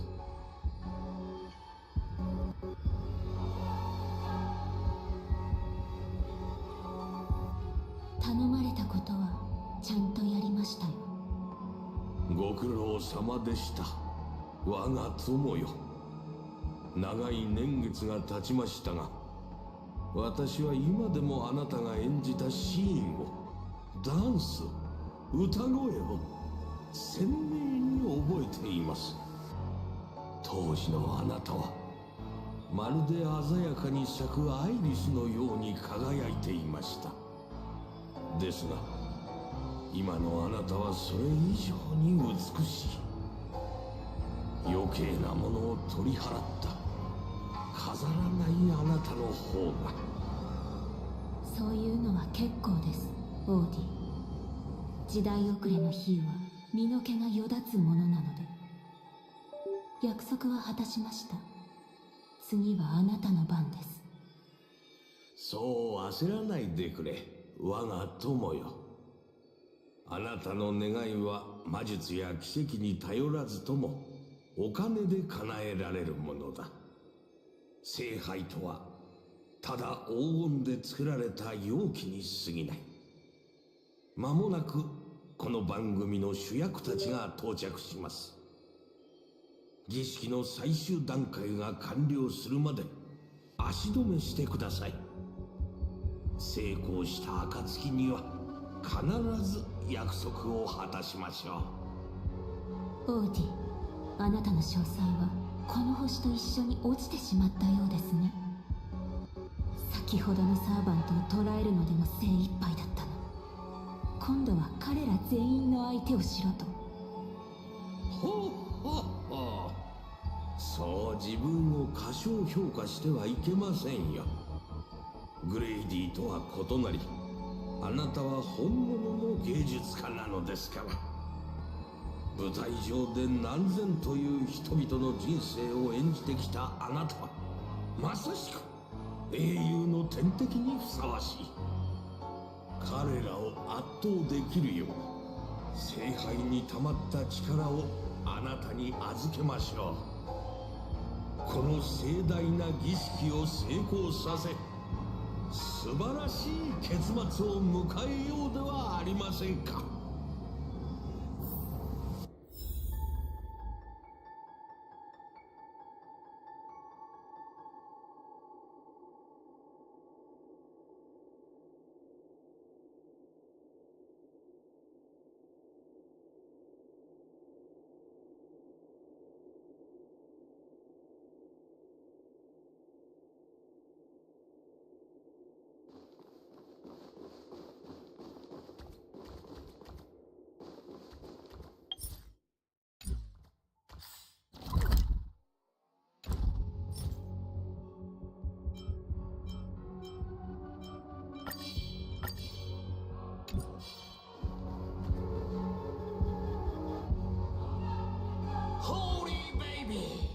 あの青髪のあんちゃん、様子を探りに行ったきり連絡一つね。まさかあのラブリーな年寄りにはめられたか。争った痕跡はないようです。ランサーらしくありませんね。あの男のことだ。売らなくてもいい喧嘩を売り満足して立ち去ったまであるが。ノーツガールさん、ご無事で何よりだわ。待った。様子がおかしい。ノーツガール、ここでランサーに会ったんじゃないかい？ええ、大劇場に到着するなりオーディを槍でスクリーンに突き刺そうとしていました。彼の判断はとても素晴らしいものでしたが、せっかく手にした2度目の命です。願いを叶えるためにも彼には少しの間休んでもらうことにしました。そして皆さんにもしばらく休んでもらわなければなりません。オーディが儀式を終わらせるまで。ご心配なさらず苦しくはありませんから。さあ、舞台上の燃える情熱と野心を忘れるのです。楽屋で役者たちが仮面を外すようにゆっくりとお休みください。閉幕の時です。カノンカンクリザンス。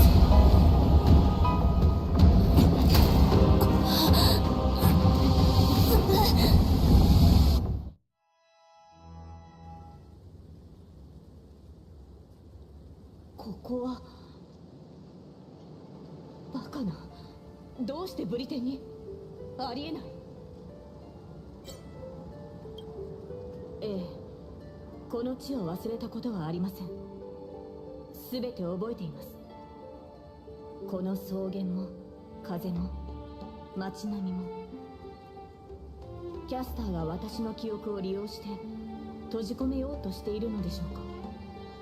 この街は私が騎士としての一歩を踏み出した場所なのです。よう、アルトリウスじゃないか。あんたも剣を抜きに来たのか？アルトリウス。そうですか。ではあなたはエイデン。まあ試したくなる気持ちもわかるよ。あのマーリンとかいう魔術師が岩から剣を抜いた人間がブリテンの王になるなんて大層なことを言うんだもんな。見習い騎士だって一回くらい挑戦してみたくなる。でもな、小柄なあんたが先手の剣を抜いて王になるところはさすがに想像できない。そうですね。私もそう思います。岩の剣がどうか正しい王を選ぶよう。行きましょう、マスター。ここに用はないはずです。私の男性名です。当時ブリテンの王が女性だと知られれば統治に支障をきたしますから。今私たちがいるのは、私が先帝の剣を抜く直前の時間でしょう。私たちを足止めするため、キャスターは魔物や異民族の軍隊、竜といった手勢を用意していると予想していましたが、本当に何もかも懐かしい。騎士として村を出てから戻ることはなかった。私がまだ何者でもなかった時の幼い夢の話です。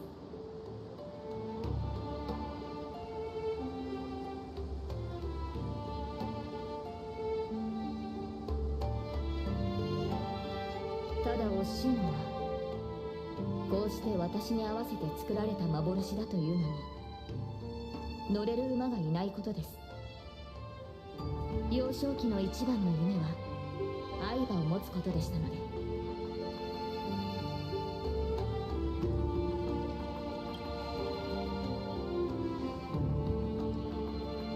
当時の私は騎士に憧れを抱いていました。馬に乗ってこの道をかけ、草原を抜けた先にあるエクターの家へ行くことを思い描いていたのです。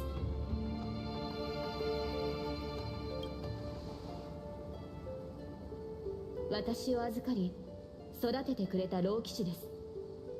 ある意味私の父と呼べる存在でしょう。彼はいつも眉間にシワを寄せていましたが、冗談を聞くと誰よりも笑っていました。それから口癖のように、私にこの地の理想の王になってほしいと。結局彼が王になった私の姿を見ることはありませんでしたが。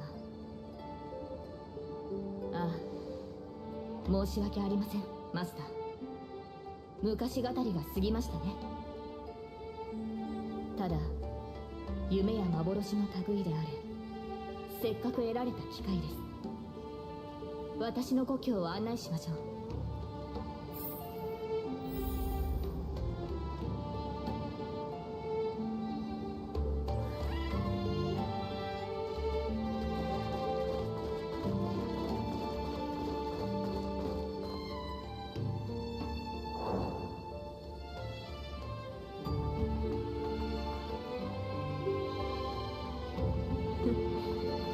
これがキャスターの召喚した兵士ならさぞ手強い相手でしょうね。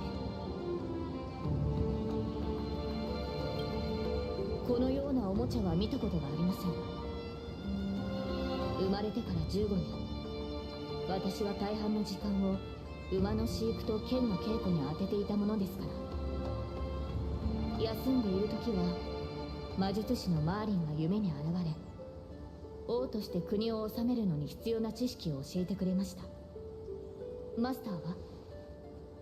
あなたはどのような子供時代を過ごしたのですか？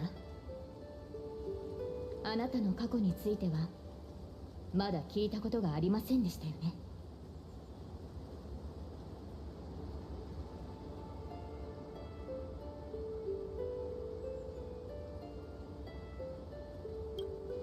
覚えてるのは宇宙ステーションで誰かに起こされたってことだけ。そうでしたか。マスターの性格がいささか自由なのは過去のしがらみを持たないからなのですね。この記憶が始まったのは軍政に向かう列車に乗った日からなんだ。でも気の合う仲間たちに出会えたし、過去はないけど未来はある。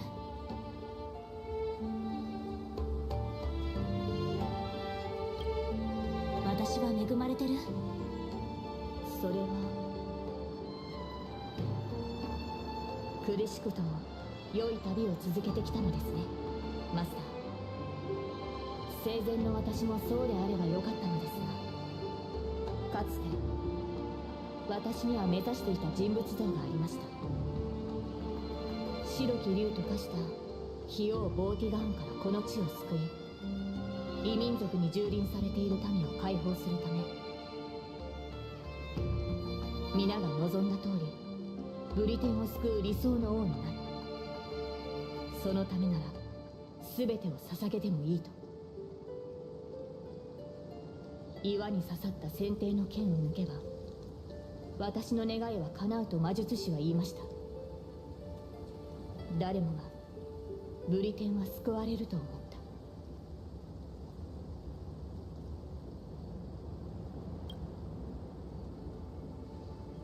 た。はい。ボーティガーンを撃ち、異民族を駆逐し、円卓の騎士を集め、難攻不落のキャメロット城を築けばブリテンに平和が訪れると信じていました。しかしそれは束の間の美しい夢に過ぎませんでした。配下の騎士たちが去り、中には私に刃を向ける者もいました。やがてブリテンは再び戦火に飲まれました。先帝の剣を抜く前からマーリンはこの顛末を私に伝えていました。剣を抜けば全ての人に忌み嫌われる悲しい結末を迎えると。そして国が最も繁栄していた時に彼はこう言いました。ブリテンはいずれ終わりを迎える。今の繁栄は王の苦痛によって成り立っているんだ。私が国の苦しみを背負うことで人々が安寧を得られるのなら、その悲しい結末を迎える価値はあると思いました。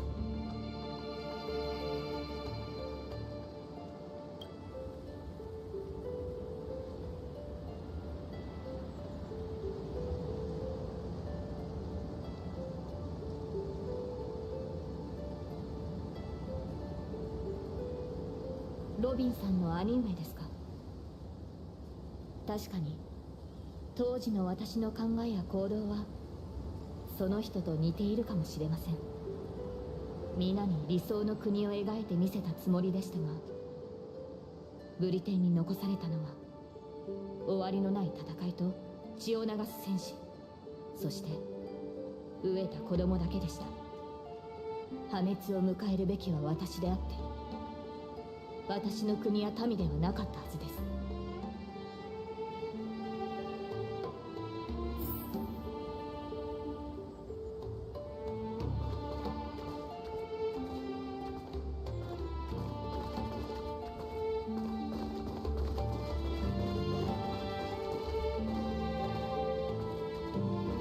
これが先帝の剣。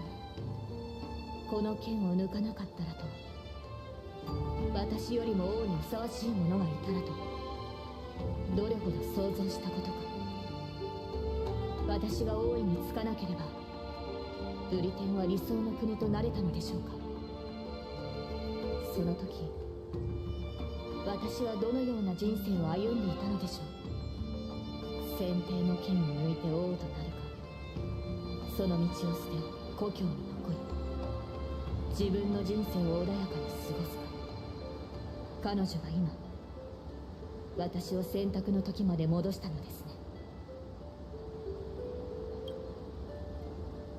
マスター、私は少し疲れてしまいました。やはり馬が欲しいですね。日が落ちる前にそれに乗って草原を駆けるのです。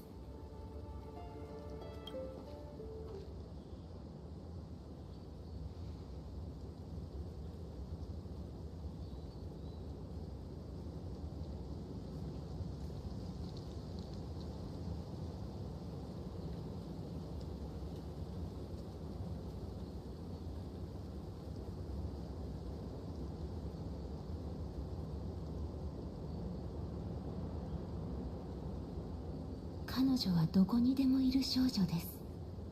王を演じるのは大変な苦痛を伴うというのに、なぜ英霊という幻の中でまでそれを味わわねばならないのでしょう。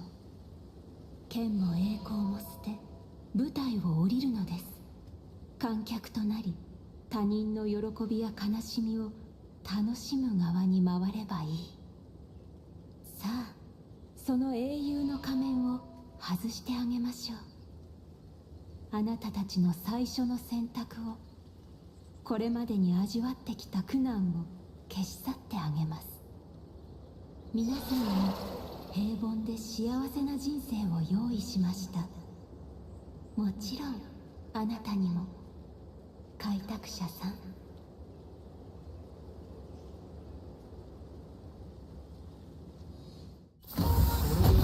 ここに残るのか、新入り。君みたいなやつが宇宙ステーションヘルタに入れたのは一生分の運を使ったからだと思うけど、一応確認しておくよ。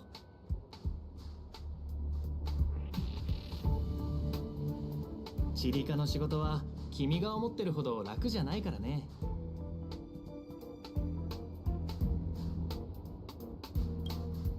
まったく、僕が新人の時も君みたく自分は誰よりも優秀だと思い上がってたよ。けど時間が経てば分かってくる。ここにいる自分は一階の職員に過ぎないってね。誇りに思ってるその才能も他の人からすれば大したことないんだよ。それが、僕はチリカの研究員だけど。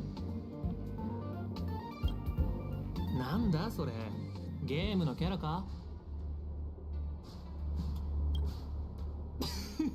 おいおい、正気か？休みを取って医療科で頭を見てもらったらどうだ？まあ気持ちはわからんでもない。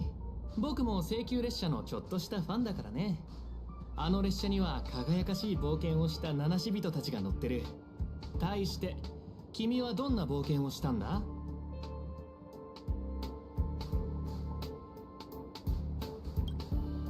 ああ、聞いたことあるよそれ。宇宙ステーションのコレクションが盗まれて正体不明の侵入者に飲まれたんだろ？しかも反物質レギオンの襲撃にもあったって。ミス・ヘルタの助けがなかったら僕たちはとっくに宇宙の木図になってた。ところでその正体不明の侵入者が誰か知ってるか？そう、お嬢さんのことだよ。けど心優しいアスター所長が特別にここの仕事を君にあてがってくれたんだ。この間選手を大混乱させたっていう絶滅体君のことか？噂じゃあいつの目論見はラフの将軍に阻止されたって聞いたよ。けど先週人も大きな代償を払ったとか。悪いことは言わない。人の不幸を自慢話のネタにしない方がいいぞ。なるほど、その続きを当ててやろうか。調和セレモニーに招待されて、しかもピノコニーのスター・オブ・ザ・フェスティバルになっただろ？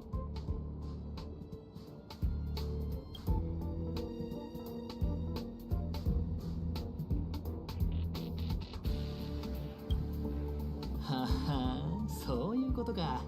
最近大物家が夢の泡を仕入れて世間知らずの若い職員たちが仕事そっちのけで夢中になってるらしいけど、君も頭に奥質がこびりついて幻覚に悩まされてるんじゃないか？そうでもなきゃ自分が列車の七死人だなんて勘違いしないだろう。けどまあそれもわかるよ。君列車に乗らないか誘われたのに断ったそうじゃないか。今になって後悔してるんだろ？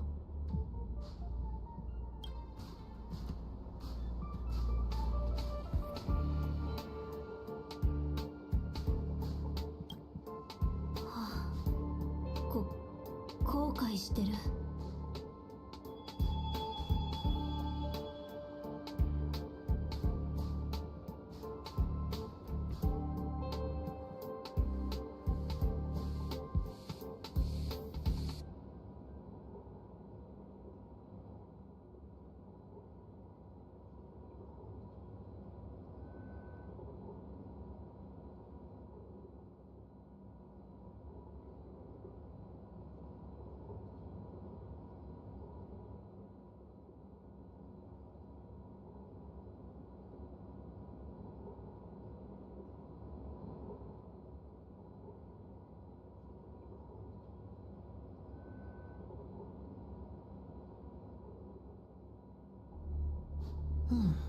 君の履歴書を見る限りこれといった特技もなさそうだから、とりあえず簡単な仕事からやってもらおう。チリカに溜まった過去半年分の経費精算書の整理、研究会議で使う部屋を1ヶ月分予約、各クラスのスタッフが提出する課題申請のまとめ。しばらく忙しくなるはずだ。別に驚くことじゃない。この宇宙ステーションじゃチリカは食物連鎖の最底辺にある。こういった雑務は日常茶飯事さ。じゃ僕はそろそろ行くよ。サボらずちゃんとやるようにな。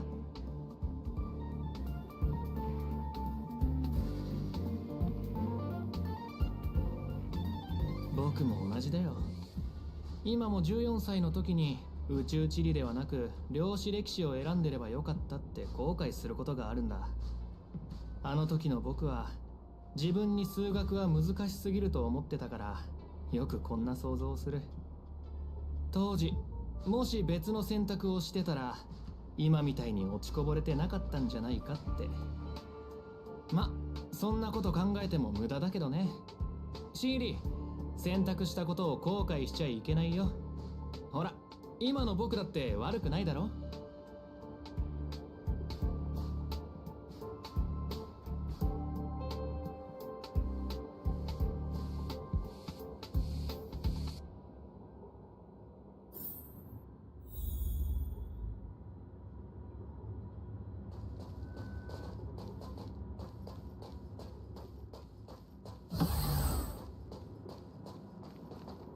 遅いですよ、新人さん。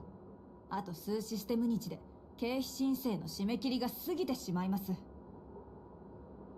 まあ新人ということで今回は多めに見ましょう。早く業務に取り掛かってください。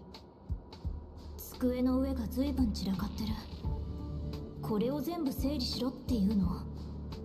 どこから手をつけよう。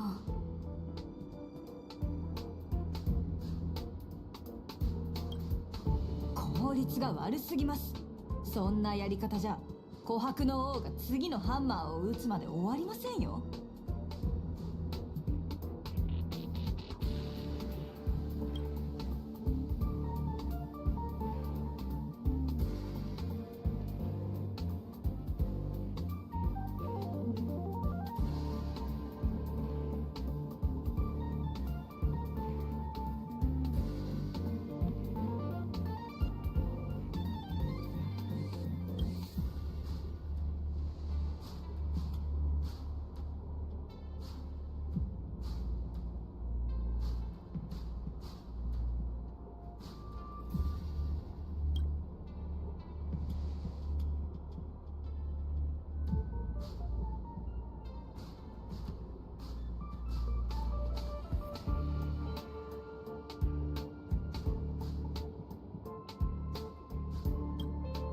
何をぼーっとしてるんですか。宇宙バイオニックタニシが代わりにやってくれるとでも？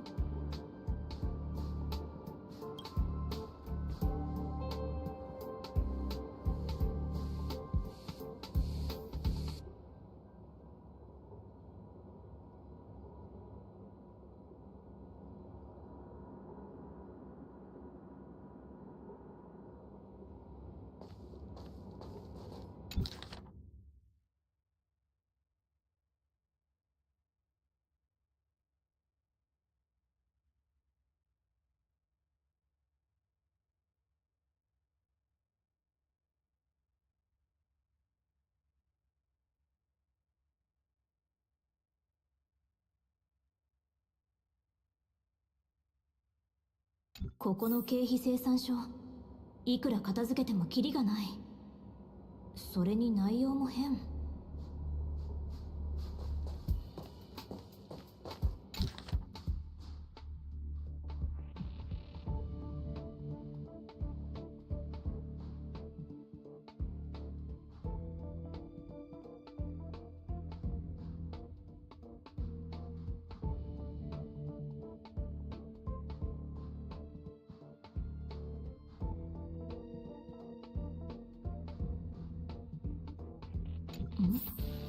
あの人、見覚えがあるような。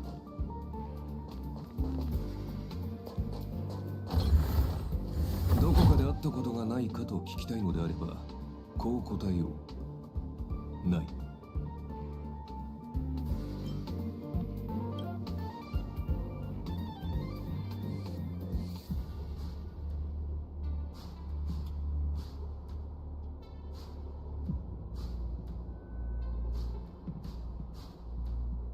ええ、自分はここにいるべき人間じゃないって思わない？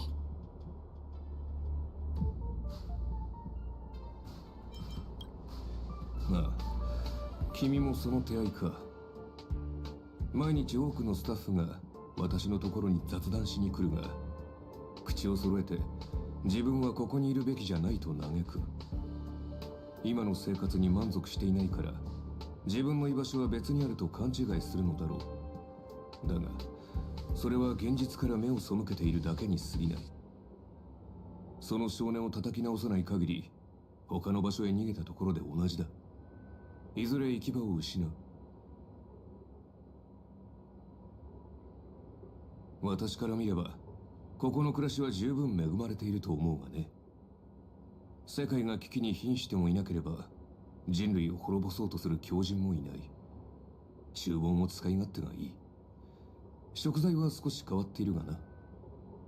まあ宝石を湯水のように使うお嬢さんはここにもいるが、大多数の人にとっては理想郷と言える。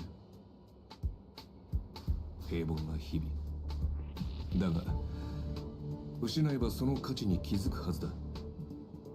手放してから後悔しても遅い。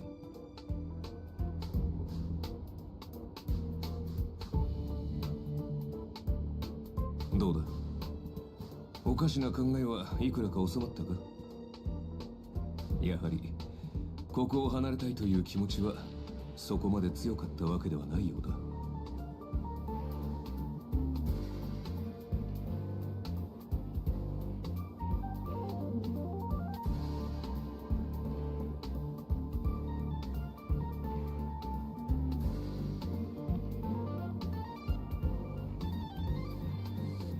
限界だ。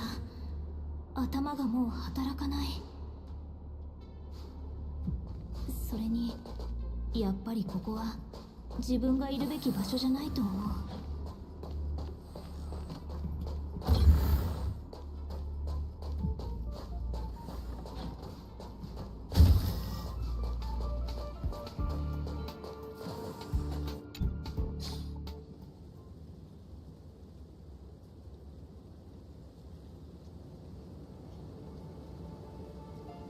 ウーサーという王の話をしましょう。私が現れる前、ブリテンの民を率いていたのが彼でした。そして私が現れた後、彼は民を守るため全てを破壊する白き竜を討伐しようとして敗れました。それでも人々は彼を最も偉大な王と称えます。あなたから見て彼を英雄にしたものは何だと思いますか？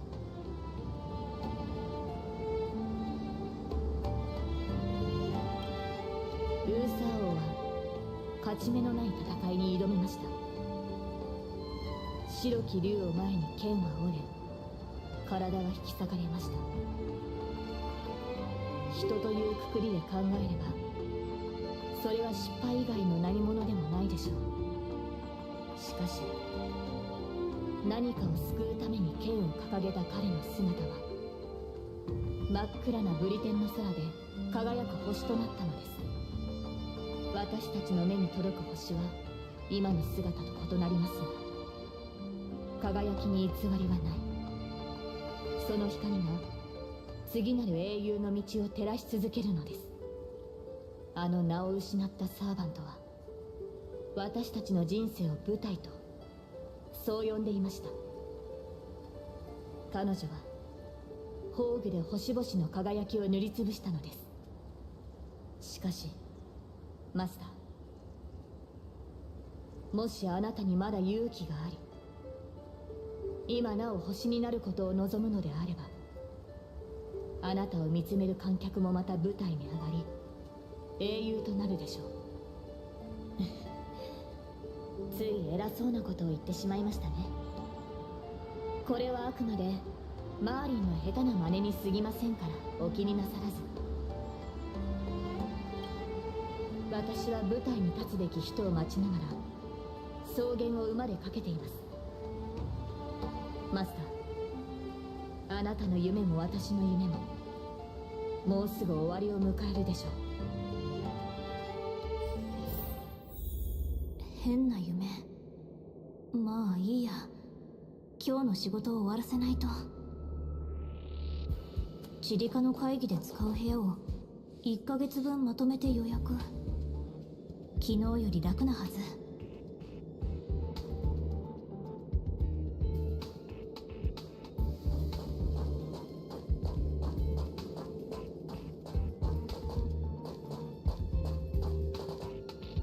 ようお嬢ちゃん、お前もサボりか。悪いがもう満員だぜ。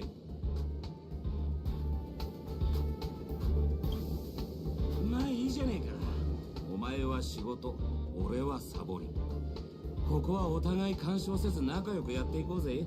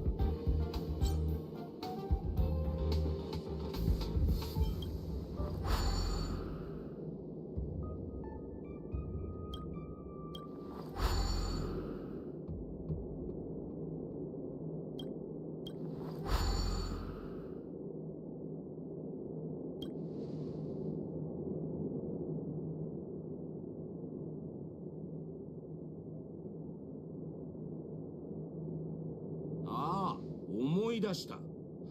お前さん、あの性格を入れられたやつだろ。ちょいと聞きたかったんだがよ、寝てる間ホタルみたいに光るのか。こうして会ったのも何かの縁だ。一つアドバイスをくれてやる。お前みたいな若いのはどっかで死でも見つけて自分の居場所を作った方がいい。英雄のように縛られずに生きるべきだ。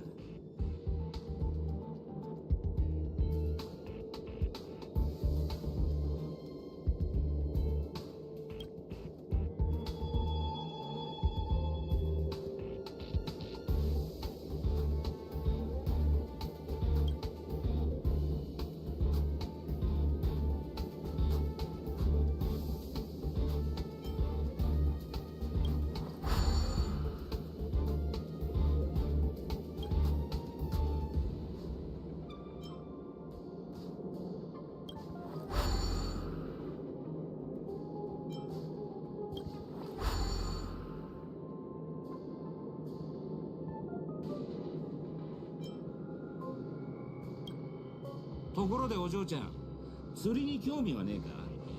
外は真空だが意外と釣れるもんだぜ。回遊する無形のハクレン、熱い戦いを期待できる軽素軟骨魚。そうそう、この前なんかプーマンも釣り上げた。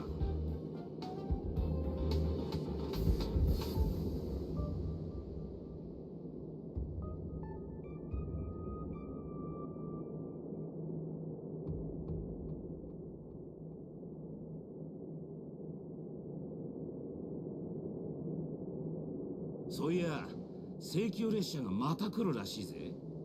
今回はしばらくここに滞在するってよ。せっかくだ、見物がてら近くまで行ってみねえか。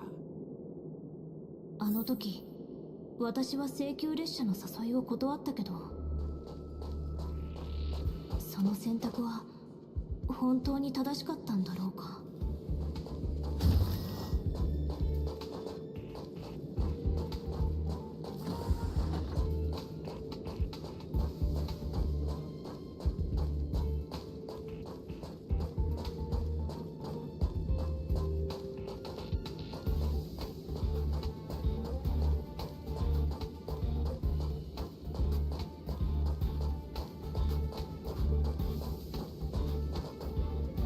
ぶりね。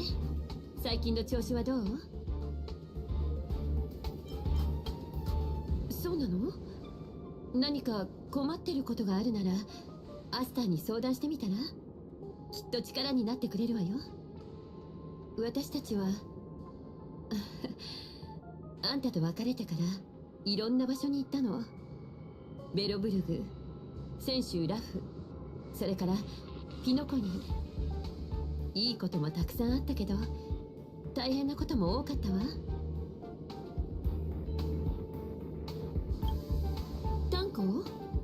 炭鉱はいろいろあったけど結局ラフに帰ったわ。なんだかんだ言ってもあそこが彼の故郷だものね。ベルトは列車を降りたわ。地球って知ってるかしら？炭鉱が列車を離れた後、彼も念願の故郷への帰り道を見つけたの。無事にたどり着けるといいんだけど。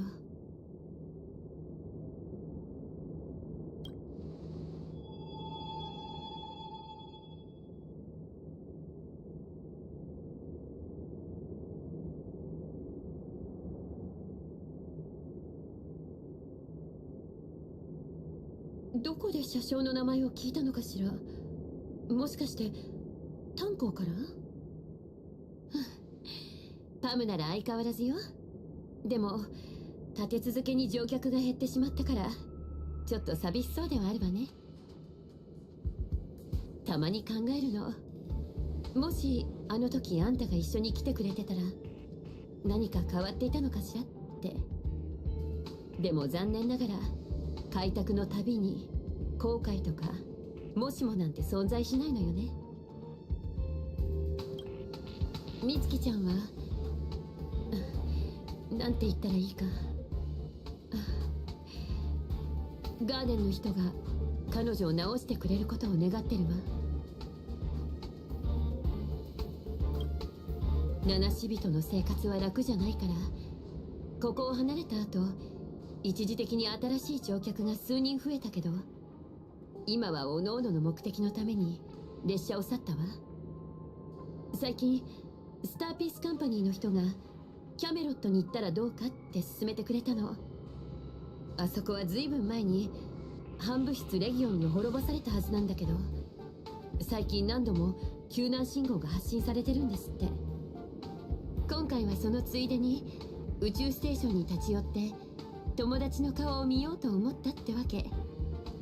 ねえ、よかったら今度こそ私たちと一緒に行かない？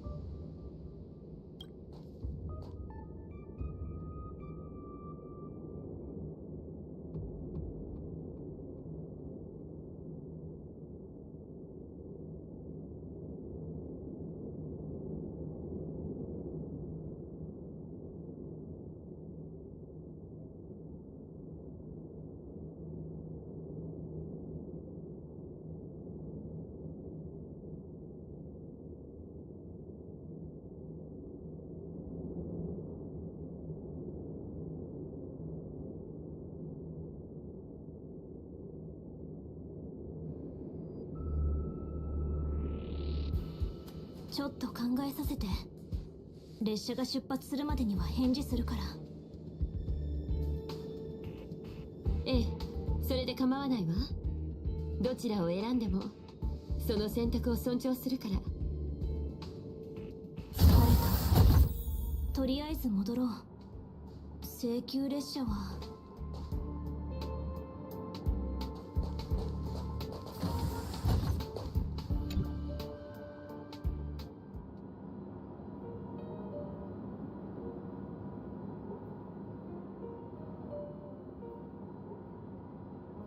無実の罪で投獄されたある鳥の話をしましょう。その鳥は歌手だったのですが権力者に好まれない曲を作ったために鉄の牢獄に入れられてしまったのです。牢獄の中で鳥は多くの嘆きの声を聞きました。そこで彼女は同じカゴに入れられた人々のために歌い彼らの郷愁を慰め犯行の志を鼓舞しようと決意します。最終的に鳥は一つの懐中時計と一匹の狼、そして数えきれない仲間たちと共に牢獄を破ることに成功しました。そうして自由を得た鳥は新たな人生を始められると思っていました。舞台の上や銀幕の中で美しい羽と歌声を披露すれば、かつてのように持たざる者たちに希望を届けられる、そう信じていたのです。しかしそれは間違いでした。ピノコニーは瞬く間に変わり果て、鳥の歌も出演した映画もその生活も全てお金という名のカゴに閉じ込められた商品になってしまったのです。映画会社は鳥をただ美しいだけのシンボルにしようとしていましたが、鳥自身はその息の詰まる汚れた下水道のような世界から一刻も早く飛び立ちたいと願っていました。すると彼らは鳥の芸名を奪い、新しいひな鳥に代わりを務めさせ、汚れた噂と憶測で鳥の首を絞め、不名誉な結末へと追い込んだのです。それであなたは自分にお面を着せた人たちに復讐したいと思っているの？いいえ、その逆です。この世界に戻ってきた時、私は復讐できる相手が一人も残っていないことに気づきました。だからこそ今は奪われた名前を取り戻して自分の全ての作品を消し去りたいと思っています。として存在した痕跡をこの世から完全に抹消するために。囚われ奪われた経験があるのなら、聖杯戦争を終わらせようとしているマスターや英霊たちを今ここで宝具に閉じ込めておくべきではないわ。オーディさんはあなたの願いを叶えられるかもしれないけれど、きっとそれに見合った代価を要求してくる。彼と同じ時代に生きたあなたならそれはよくわかっているでしょ。オーディはピノコニーを貪る害虫ですから、当然信用はしていません。ですが彼の目的はあくまで聖杯から得られる利益だけ。それを考えればまだマシな害虫と言えるでしょう。対してあなたの心は聖杯で買収できません。宝具を解除してほしいなら令樹で命じてください。あの人たちが契約と法律を盾に私の名前と未来を奪ったように。さあマスター。そんなことしないわ。あなただって分かっているでしょ。今まで賭け事なんてしたことはないけれど、賭けてもいい。あなたに英雄の仮面を外されたマスターとサーバントたちはきっとその宝具から抜け出せるって私はそう信じてる。では見届けましょう。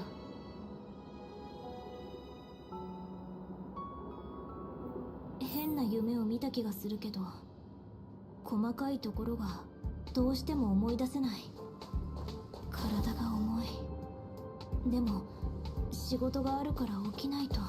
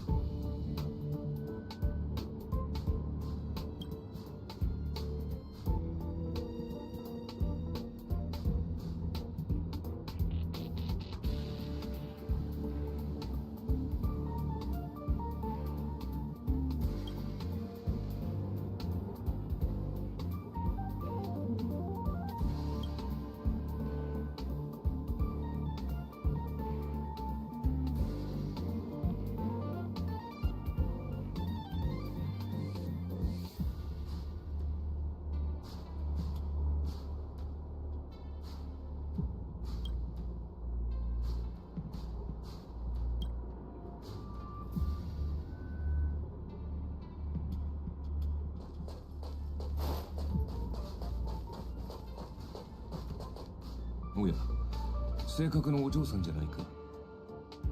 カクテルでもご馳走しようかと思ったんだが、まだ未成年だったな。忘れてくれ。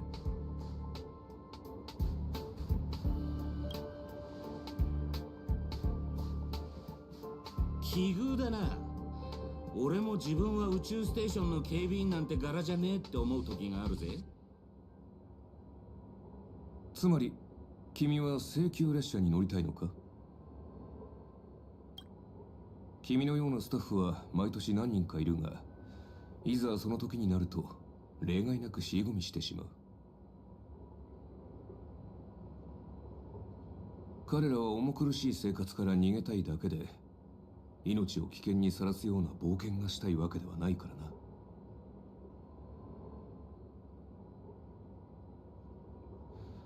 それで君はどちらなんだ？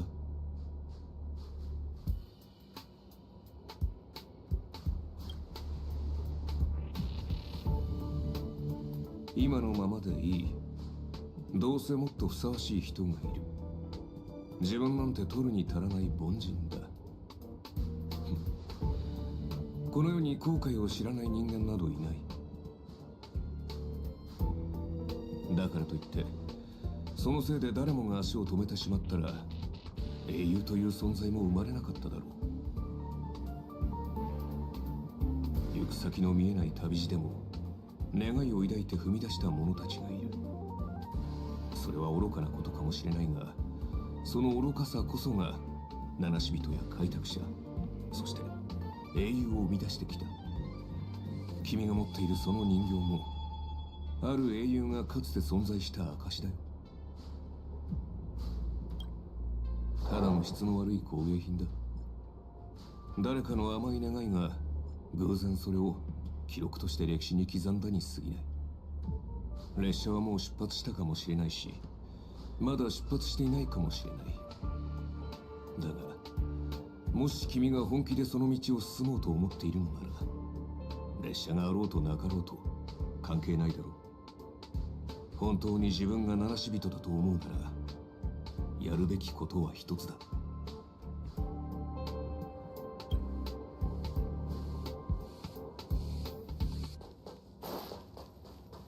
列車はもう出発した。今から行っても無駄だ。研究室に行こう。食堂に行こう。釣りに行こう。映画を見に行こ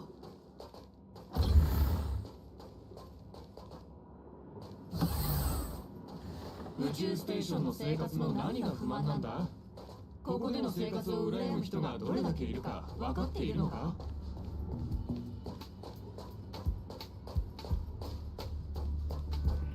ここには反物質レギオンも北条の意味物もいない。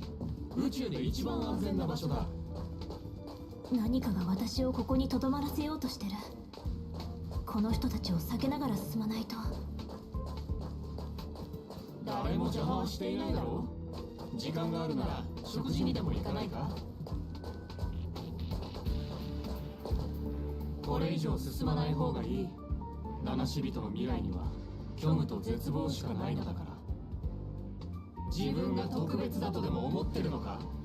あなたよりも優秀な七死人たち、ティエルナンもケルベックもみんな暗闇に飲まれて二度と戻ってこれなかったというのに。やっと認めてくれた。私が七死人だってことを。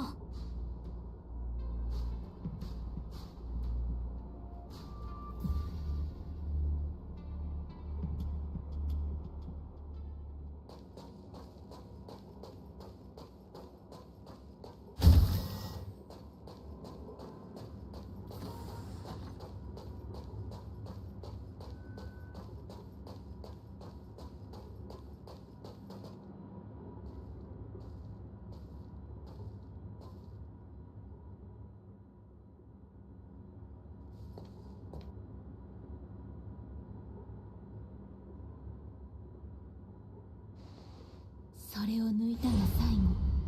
あなたたちを待つのは不幸な結末だけだというのに、それでもやるというのですか？マーリンにも同じように警告されたことがあります。だから私はあなたたちのために優しくて穏やかな夢を紡いで差し上げたのです。これこそがあなたたちの望んでいたものなのでしょう。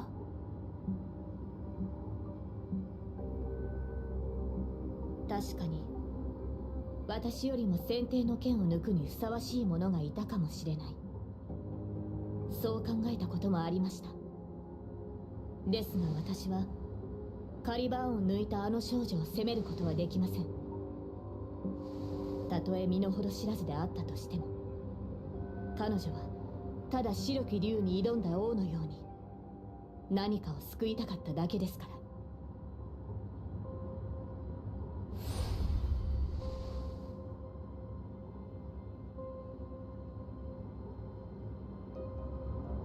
もし再び選択の機会があるとしたら、私はこう伝えるでしょう。過去の自分を超え、より良い未来を切り開けることを願っていると。マスター、平和な無境で十分に休めましたね。さあ、私と共にここから離れましょう。必ず後悔することになりますよ。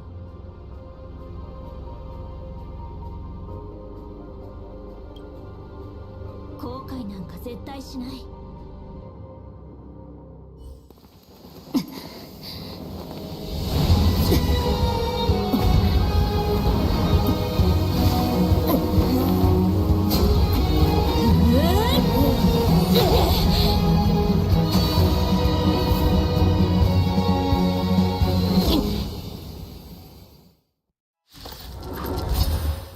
どうしてそんなに無謀な勇気を持てるのですか。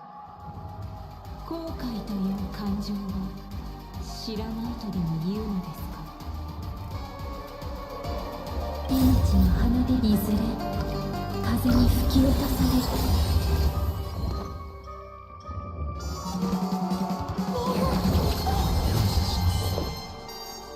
根は巡る。離れなさい。トライクエア。前。この明かりは星の希望。地を照らす命のファイバー。明晰にしてあなた、守る、導く。必ず勝利。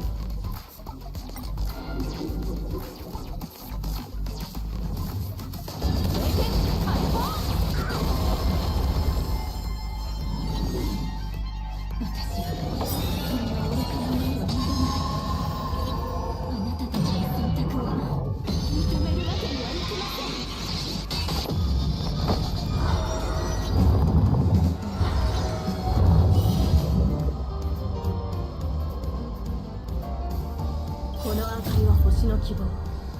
地を照らす命の証。見るがいい。フスカイバ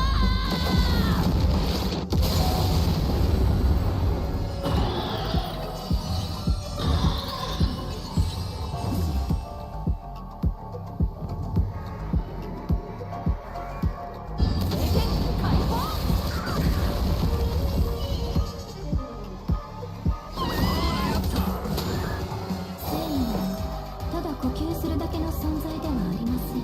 あなたにしましょう。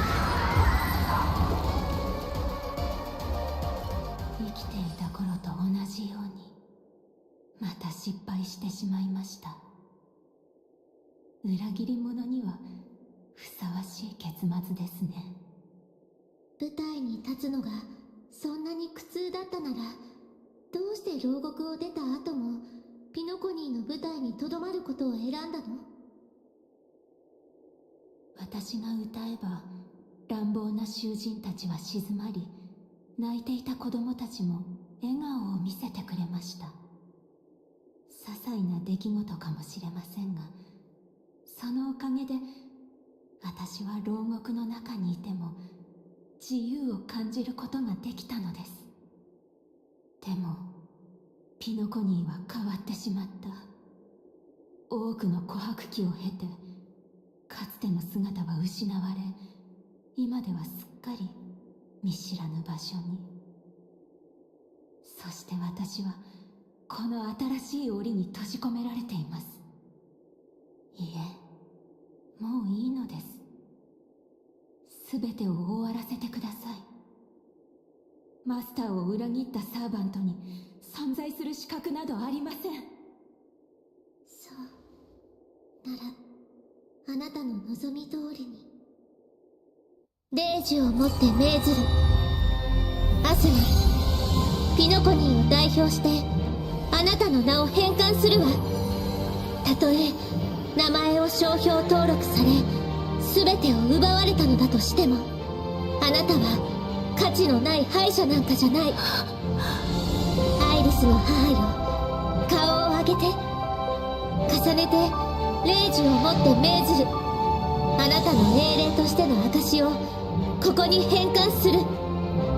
その死をきっかけに歌手やタレントたちは商人から自由と尊厳を取り戻そうと思うようになった。あなたは五大クランの一つアイリス家を供した偉大な人。決して名もなき影なんかじゃないわ。だからこそその名を借りたのでしょ。弟子であるメイフンと友人の時計屋が作り上げたキャラクター、ドリームタウンで自由に歌うノーツガールの名をこれ以上は重ねて霊樹をもって命ずる。舞台に立つ後輩としてあなたに人としての自由を返還するわ。アイリスの母、今日からあなたは誰からの支配も受けることなく自分のためだけに踊ることができる。このお芝居はもうすぐ幕を閉じるけれど、その前にどうか大劇場を出てその目で今のタレントたちを見てきてちょうだい。どれだけの誹謗中傷を浴びても彼らの目にはあなたが英雄として映っている。それを確かめてほしいの。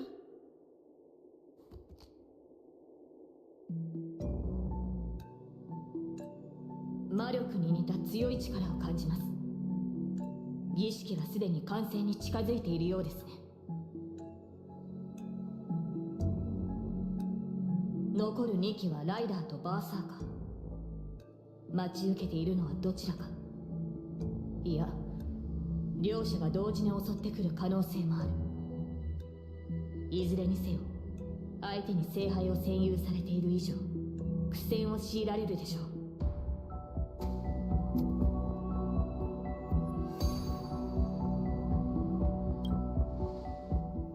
マスター、この剣にかけて必ずやあなたを守り抜くと誓いましょう。ブートヒルたちも出てこれたみたいだし、様子を見に行こうかな。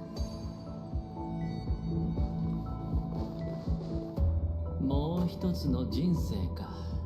まったく夢の泡って本当に健康に悪いね。調和セレモニーで命を半分持ってかれたっていうのに、あのサーバントの幻で残りの半分まで奪われるところだった。ねえ、あんたはどこに閉じ込められてたんだ？何をかけても永遠に勝てない夢。さすがの僕もそこではおとなしいウェイターになってすっかりギャンブルをやめてたよ。ベイビー、脱ギャンブルってか？そいつはまた健全な夢だな。そういう君はどうなんだい？俺か？俺はただ久しぶりの再会を果たしただけさ。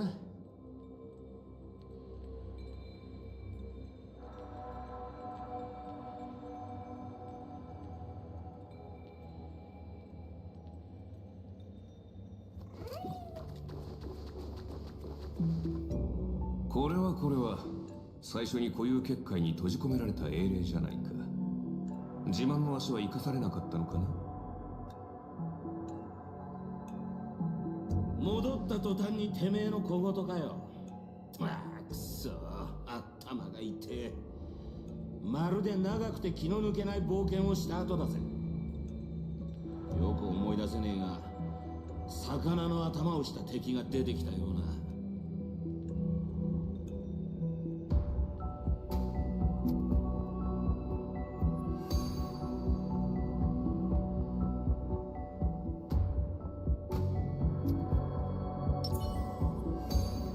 アンサ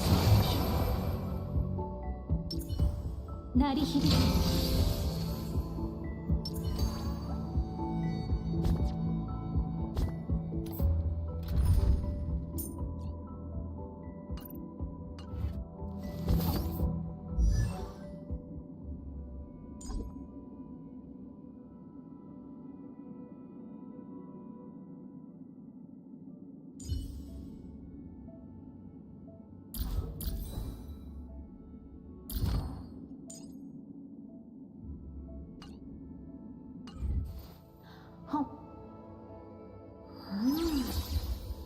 おいしい。燃えかける騎士の魂よ。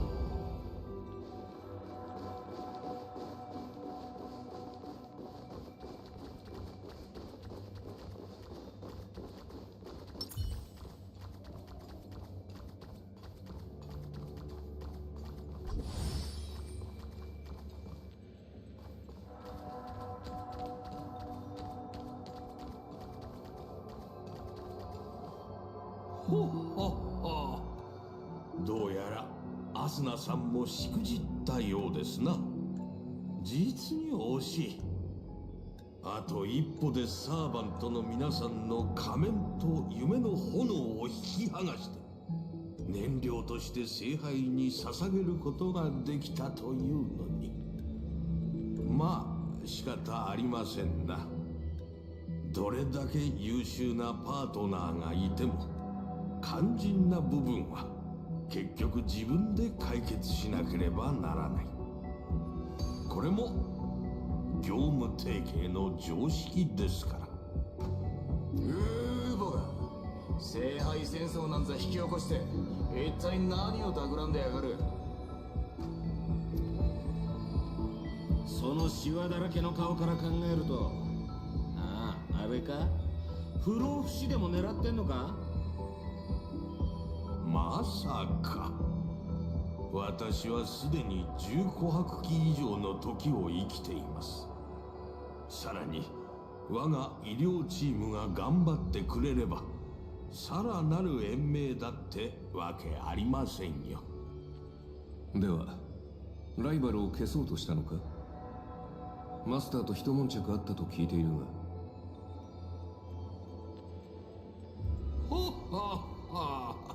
とんでもない。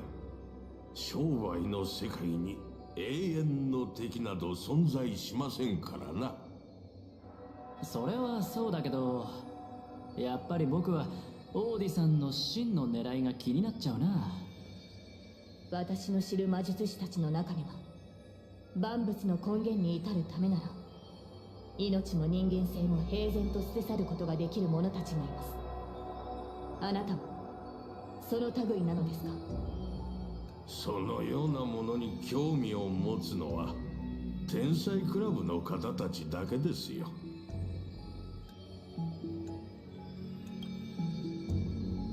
最初から言っていたことですが、調和セレモニーがあっけなく幕を閉じてしまったことでピノコニーは新たな経済成長の起爆剤を必要としていました。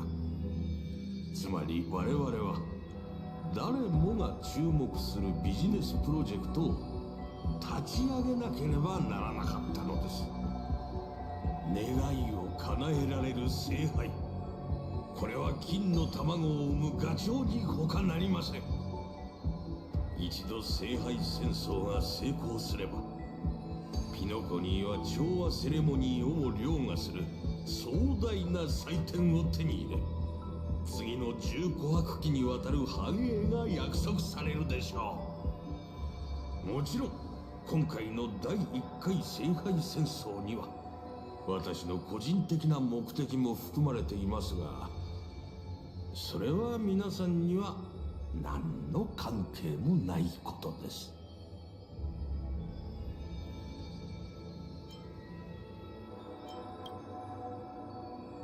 私は群衆がピノコニーに押し寄せ全財産を投げ打ち、必死に聖杯戦争への参加権を得ようとするのを見るのがたまらなく好きなのですよ。ルーサン兵が緊迫の時から銀河市場へと流れ込み、目まぐるしく売買される様子には思わず心が躍ってしまいます。敵が手のひらの上で踊らされ、最後には全てを奪われる光景を見るのは至高の喜びそのもの。無名の企業を次々と買収して私のビジネス帝国の一部にする快感は何者にも代え難い。黄金の時では私の顔色一つで商品の価格が決まり、ブルーの時では私のためにピノコニーのファッショントレンドが作られていく。夢、願い、ピノコニーがそのような虚しいものの上に成り立っていると本気で思っているのですか？ピノコニーを真に支えているのはあなたたちが帝族だと蔑んだ尽きることのない貨幣の本流、金。それこそが宴の星の最も堅固な基盤なのですよ。何が目的であろうと聖杯戦争の勝者は一人だ。残念ながら君のこれまでの行いは全てのサーバントを敵に回す結果となった。そして今私たちは君の目の前に立っている。これが何を意味するかわかるだろう。俺は数時間前の続きがしてえな。魚の頭はもう飽きた。願いが潰れて悔しがる老いぼれの顔なんざ見せ物として上等だろ。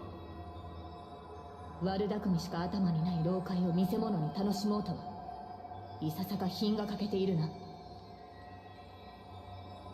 ほっほっほ。皆さん、まるで私がすでに敗退したような物言いですな。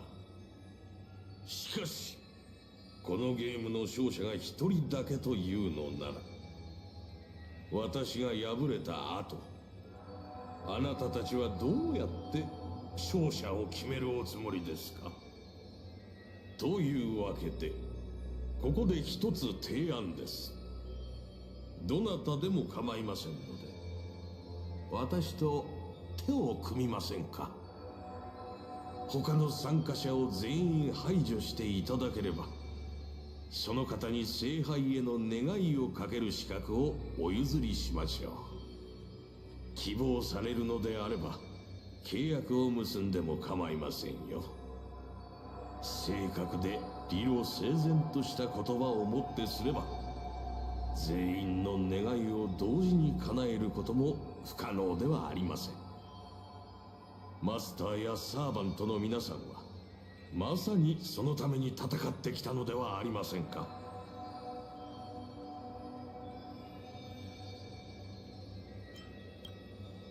全員の願いを汚すことで成り立つ聖杯なんざ壊した方がいいに決まってんだろ。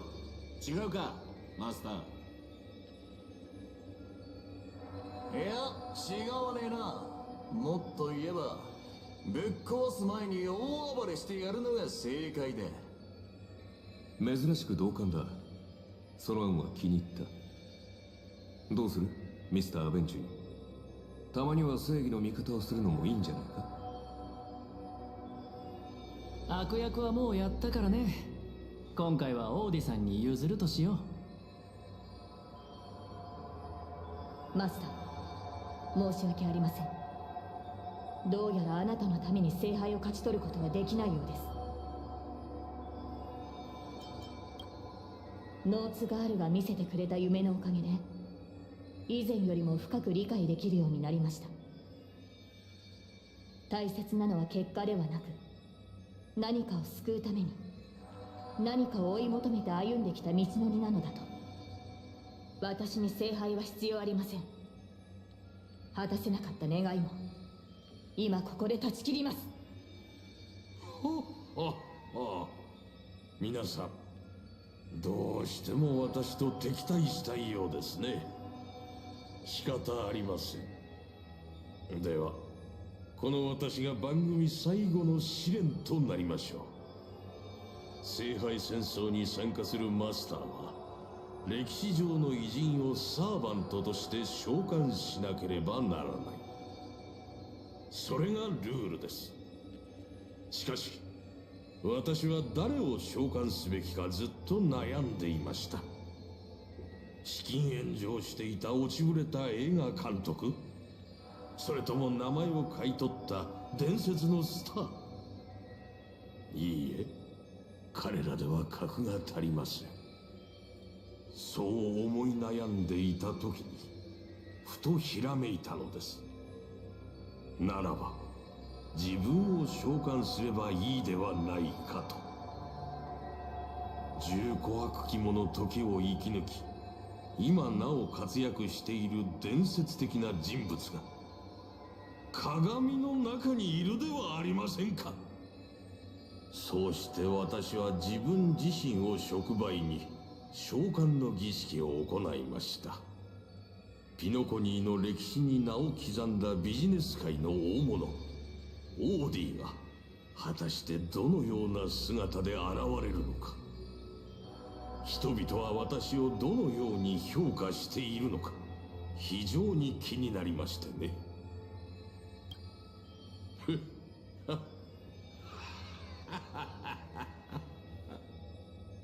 はい、なかなか傷つく答えでした。人々の目に映る私はピノコニーの多くの木の頂に横たわる金のために狂ったように木をかじり続ける害虫に過ぎなかったのです。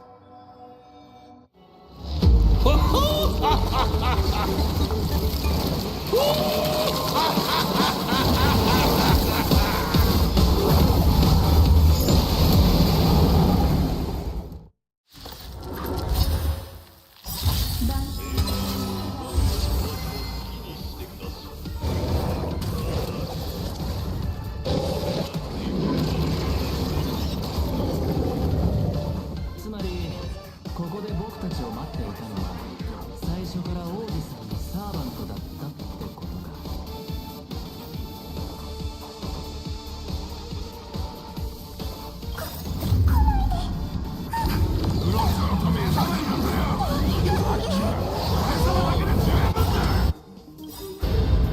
命の花びらよ、いつ咲こうとも風に吹き落とされる時は来る。この身をもってあなたと共に歩み守りそして導きましょう。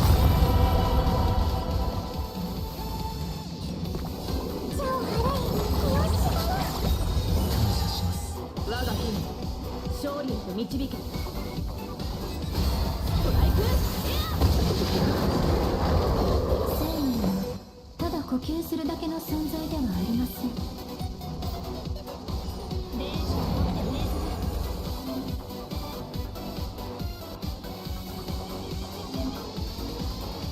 あらゆる邪悪を打ち滅ぼせセイバー。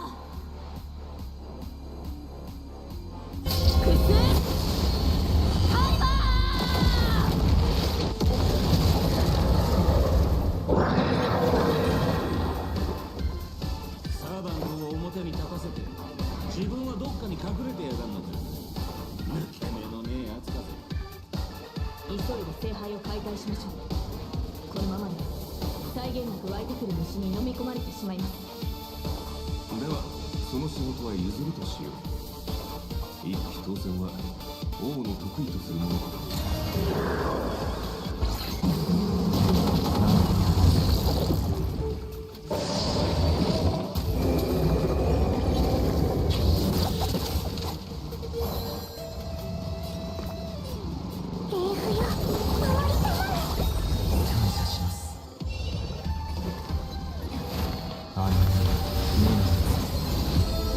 戦闘です。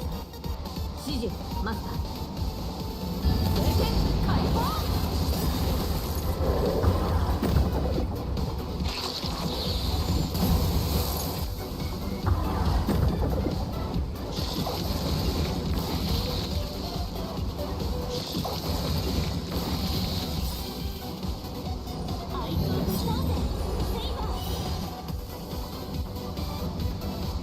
の明かりは星の希望、地を照らす命の証。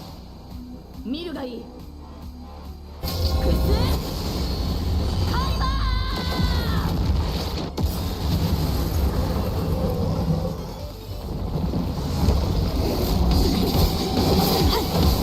やっと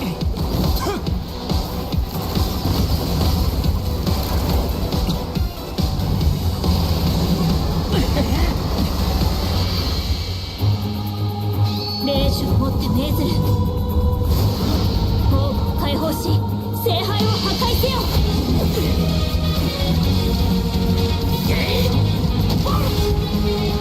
お任せよ。エクスカリバー。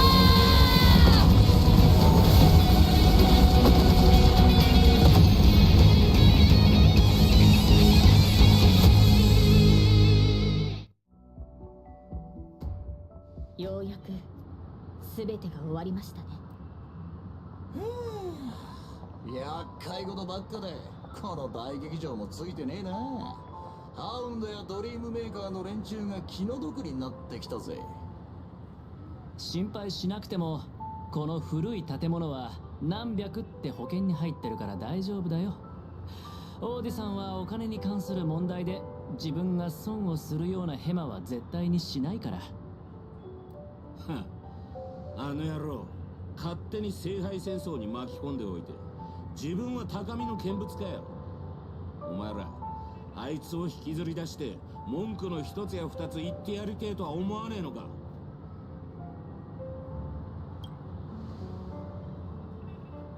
残念だけど今回の事件で負傷したマスターは一人もいない。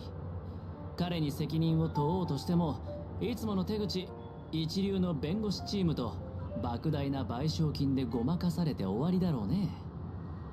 それにきっと彼は聖杯戦争でそのコストをはるかに上回る利益を手に入れてるから賠償とか言われても痛くも痒くもないんじゃないかな。でもまあ今回の茶番は交渉の場でいいチップになりそうだ。うまくいけばジェイドもピノコニーに対してもっと大きな突破口を開けるだろう。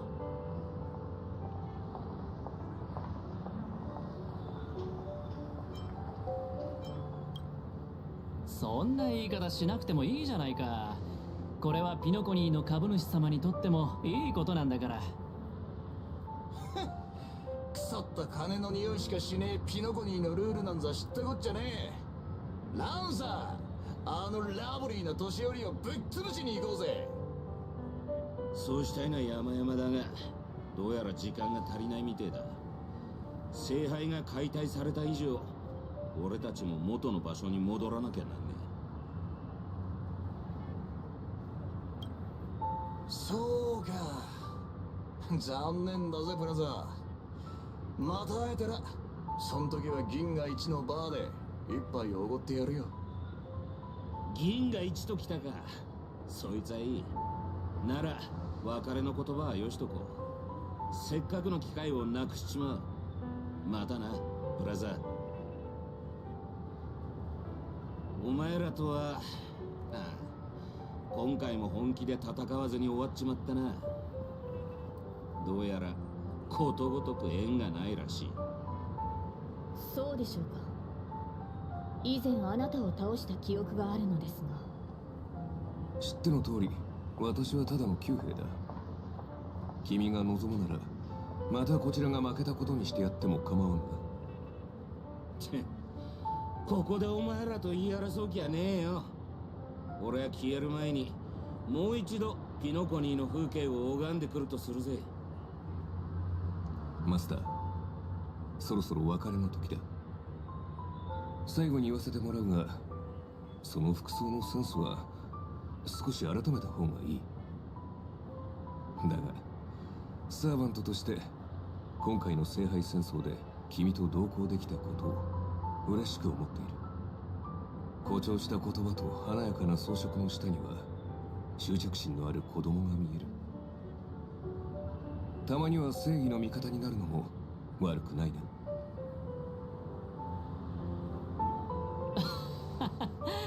別れる時くらい人の心の分析は勘弁してくれ。それに服装のセンスの話ならお互い様じゃないかな。人類の守護者さん。そう言われてみれば、そもそも人類の守護者である私はなぜこのような抑止力のない世界に呼ばれたのだろうか。アーチャー、あなたがここに呼ばれた理由は明白でしょ。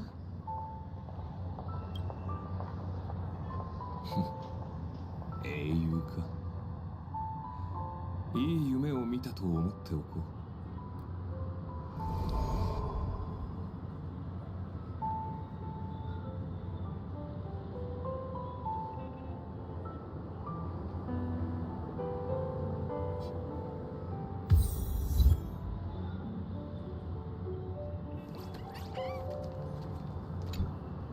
あなたの召喚に応じてこの不思議な世界を旅することができてとても楽しかった。夢の中で私はあなたの恐れを見ました。ですがそれを恥じることはありません。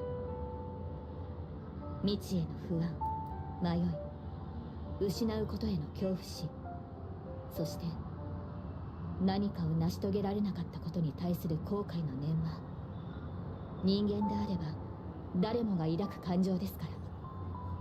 英雄になる前はヘラクレスもただの子供でした。今はまだ力が足りないかもしれませんが、あなたはいつか銀河を照らす星になる。私はそう信じています。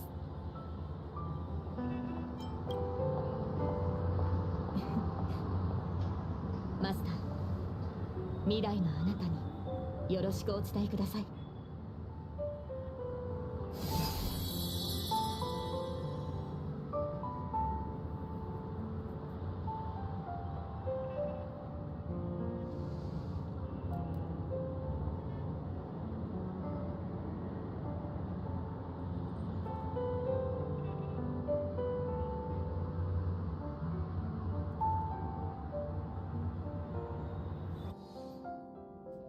聖杯が壊された。なんともったいないこと。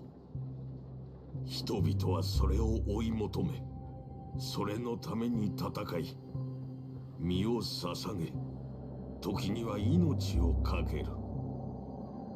そう考えると、聖杯はまるで我らがピノコニーのようですな。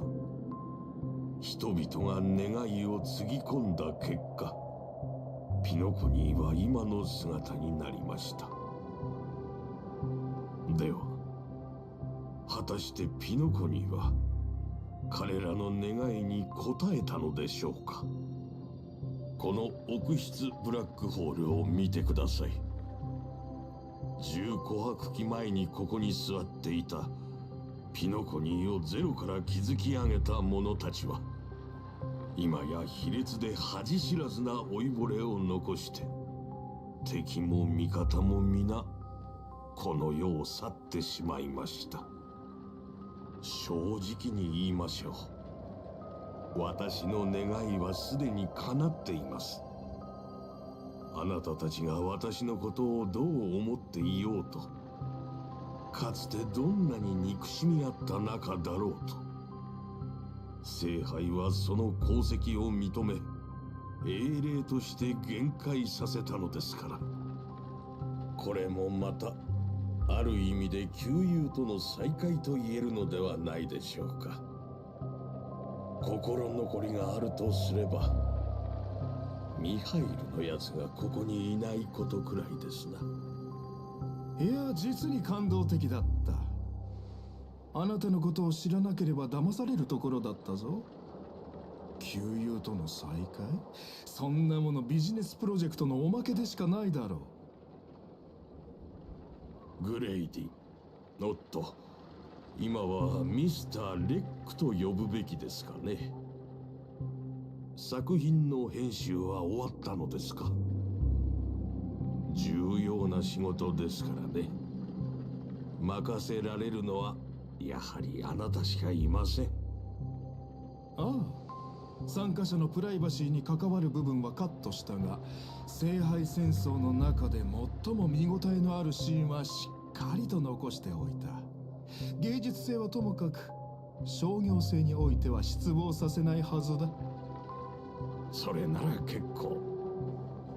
あなた方のような芸術家は自身の信じる芸術の日に名を刻むために後先を顧みないのが懸念点でしたので。まあそのような大志を実現できる者は残念ながら聖杯戦争の勝者と同様にごくわずかしかいませんが、しかし私は違います。この世において努力を評価するのにお金ほどふさわしいものはありません。かつての英霊が持つ記憶もまた私を満足させられる報酬だ。ほう、グレイディのような三流監督の記憶がですか。そのようなものに何の価値があるのです。一人の映画監督の記憶という点から見ればその価値は確かに灰のように微々たるものだ。だが一人の人間の記憶という点から見ればあれはまさしく比類ない傑作と言える。もがき絶望し争う、そうして歴史に名を残せないまま彼は落語者となった。まさにあの時代のピノコニーの縮図であり人々を報復させるピエロ。しかし真の英雄でもある。宝石のように様々な面を持ったこの記憶を見逃すわけにはいかないだろう。それよりも気がかりなのは君の方だ。これほどの大芝居を打っておいて最後に体裁の悪い結末を迎えるかもしれないという心配はないのか。私は商人ですからこの年になってまで恥だの体裁だの気にしているようでは話になりません。なるほど。では今回の取引はこれにて終了だ。先に失礼する。さてアスナさん、あなたの名前の商標権そして全ての創作物の所有権を放棄するという声明文にサインしましょう。それで満足ですかな。満足も何もありません。むしろ今さら拒否するというのなら消える前にその短すぎて見えない首を締め上げて息絶える瞬間まで見届けてあげましょう。まあそんなことをしてもあなたを殺せないことは分かっていますが、さようならピノコニーで最も成功した商人。最後にずっと伝えたかったことを言わせてください。さっさと地獄に落ちろ。ほうほほ。これは感動的な告白だ。アスナさん、その願いが叶う日が来るといいですね。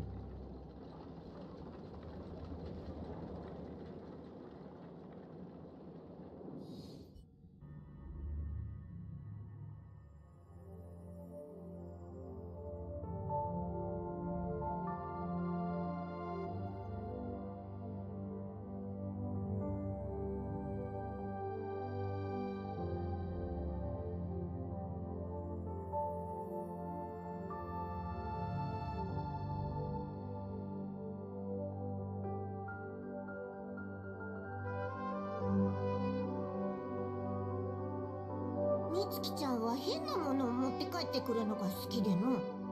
この前は祭天銃とかいう器物を持って帰ってきたんじゃが、それで測ったらなんと俺の点数はたったの1点だったんじゃ。あと姫子のコーヒーには気をつけた方がいい。ここだけの話、あれは俺の知る中で一番恐ろしい飲み物じゃからな。はあ、今のは絶対姫子に言うでないぞ。グラハムの故郷のお茶よりひどいんですか？れはひどいな。逆に少し飲んでみたくなりました。あと、あやつがいつもみつきちゃんとふざけておっての。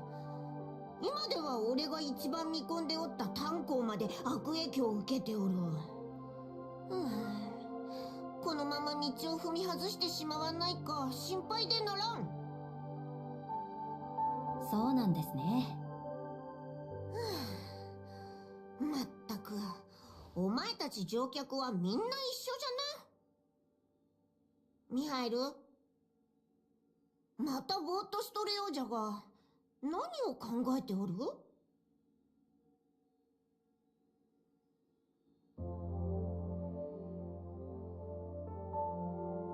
車掌さん、またお別れの時が来たようです。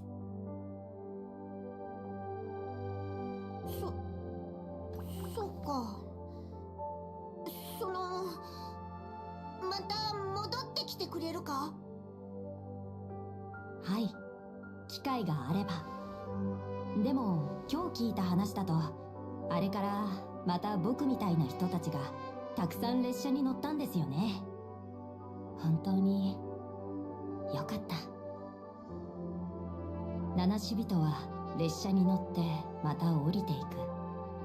ある七死人は帰るべき場所を見つけ、ある七死人はレールのように前へと進み続ける。それこそが青急列車です。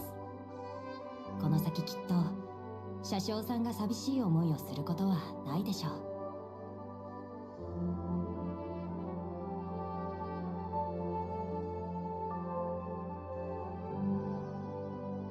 聖杯戦争はもうすぐ終わります。さまよう魂も眠りにつく時間です。僕もそろそろピノコニーに戻らないと。ミハイル、覚えておいてくれ。列車から離れてもここは永遠に七死人の家じゃ。俺はずっとここにおる。いつでもお前らを歓迎するぞ。はい。では約束です、車掌さん。次にピノコニーに停車するときは、僕のため、ラザリナのため、ティエルナンのために汽笛を鳴らしてください。聞こえたら必ず会いに行きますから。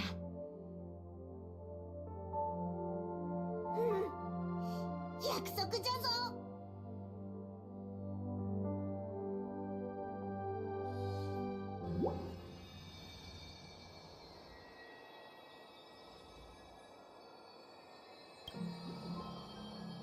願い事は口に出したら叶わないって言うしね。あなたらしいわね。とにかくオーディさんが盛大に開いた第1回聖杯戦争はそれが最後になったの。でもミスター・レックとドクター・エドワードの協力で制作された夢の泡の映画はイプシロンで大ヒットしただけでなく、宇宙で再び夢追いブームを巻き起こしたの。オーディさんとカンパニーのピノコニー支部はこれを機に大儲けしたそうよ。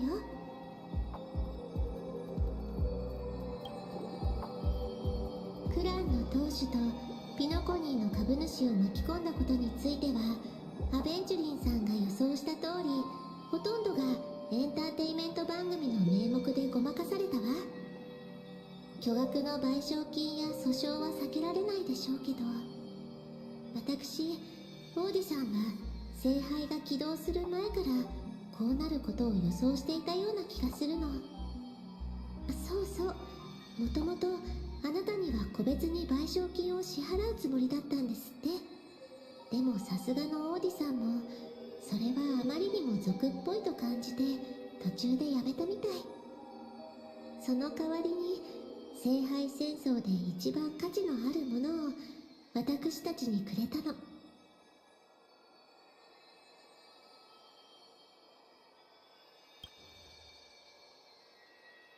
あら？聖杯の中に何か入っているわ。あなた宛てのメモみたいね。皆さん忙しそうなのでフックお嬢さんを連れて先に帰りますね。掘り出し物を買い取ってくれた王子さんに感謝を。おかげで自由気ままな旅に出る資金が手に入りました。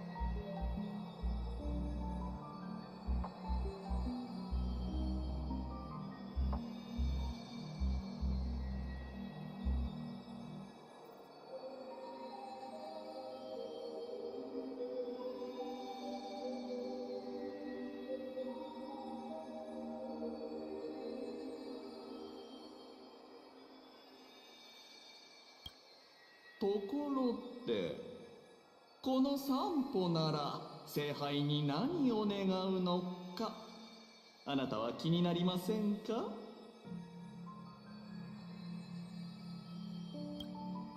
そうだと思っていました。やっぱりお姉さんはこの散歩のことが気になるんですね。実は観客の皆さんもあなたのその答えを待っていたんですよ。皆さん、今回の番組はこれで終わりですが、もし本当に願いを叶えてくれるアイテムがあったとしたら、僕は世界中の人々が自由に生き、幸せで楽しい毎日を送り、自分の望みを叶えられることを願いましょう。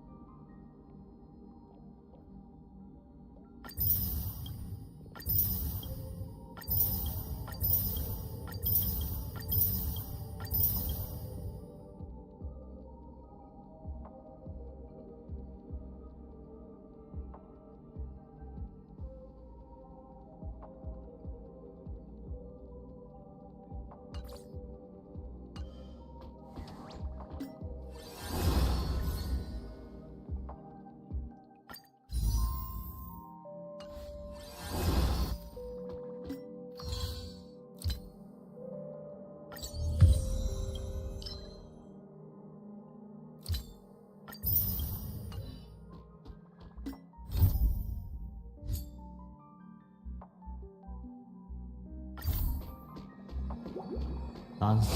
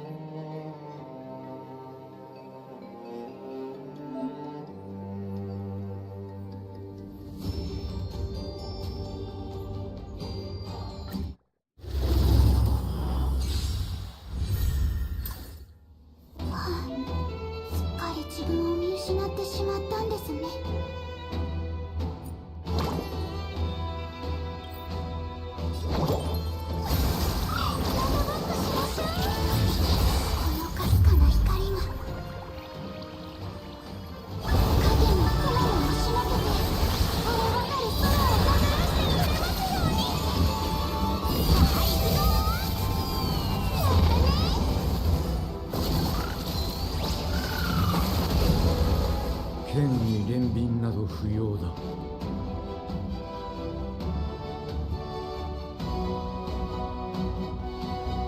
生よ、同じだ。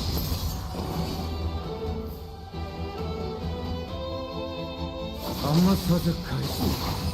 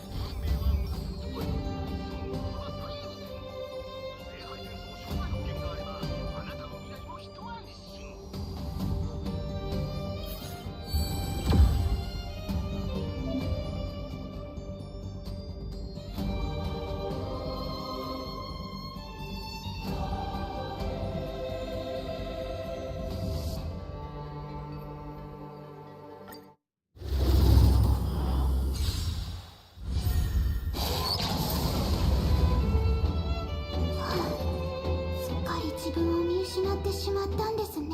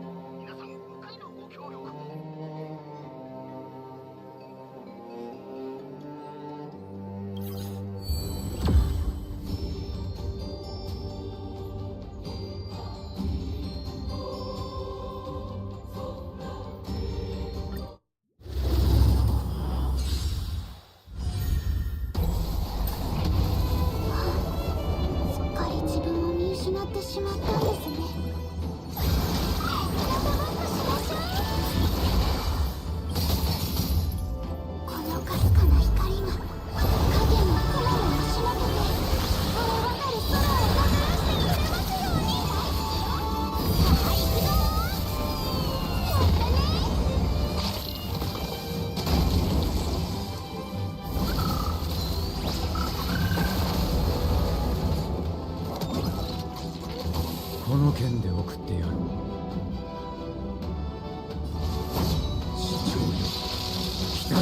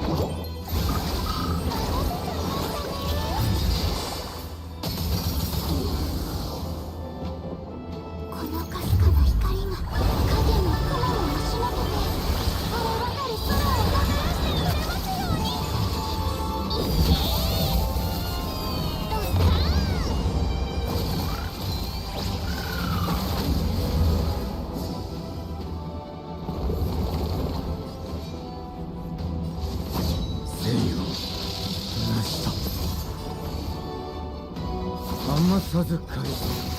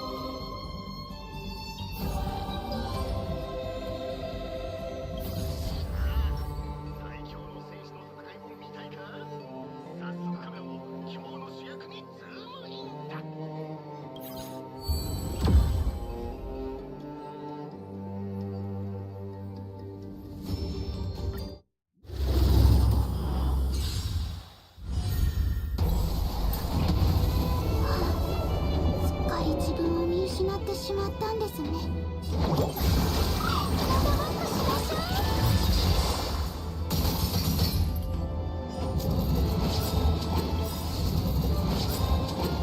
かすかな光が影の雲を押しのけて青渡る空を流してくれますように。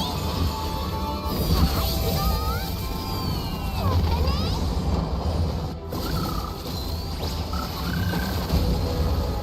剣に憐憫など不要だ。主張よ、来たれ。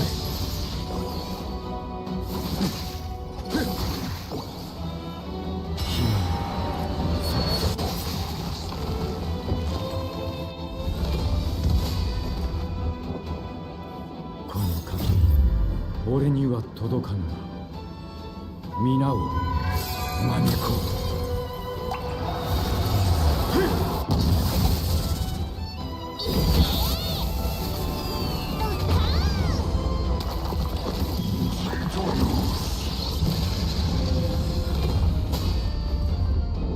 この身をもってあなたと共に歩み守り、そして導きましょう。さあ行くぞー。やったね。行くぞ。風に乗って出発。行けドッカーン。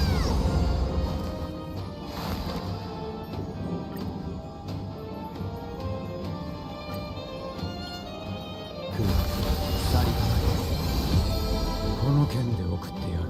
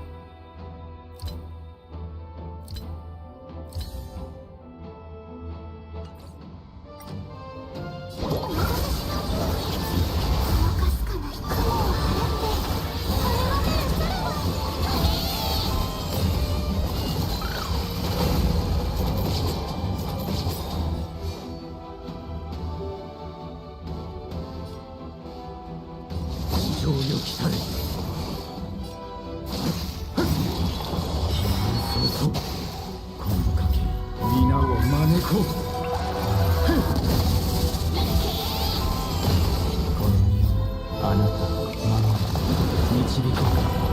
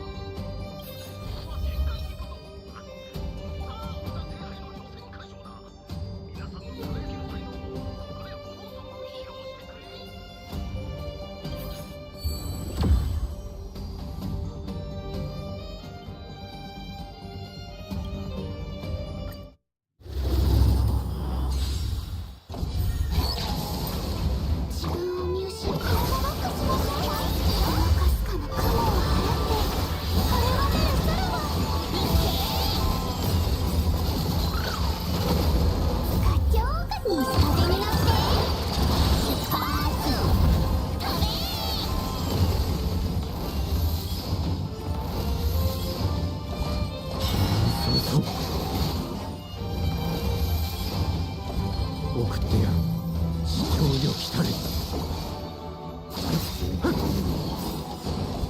この賭け俺には届かぬが皆を招こう。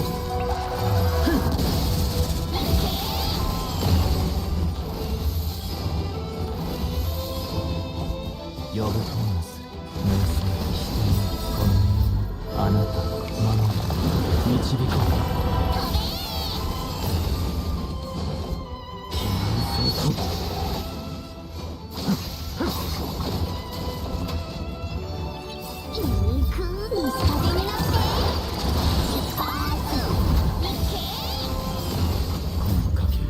皆を招こう。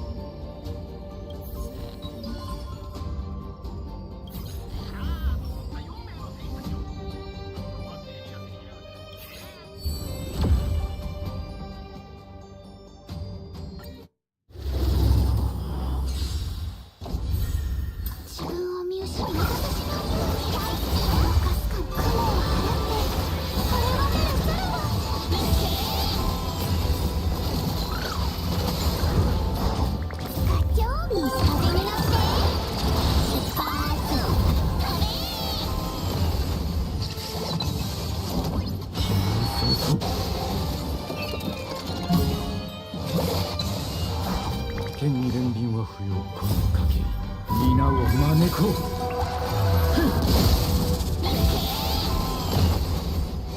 善はなした。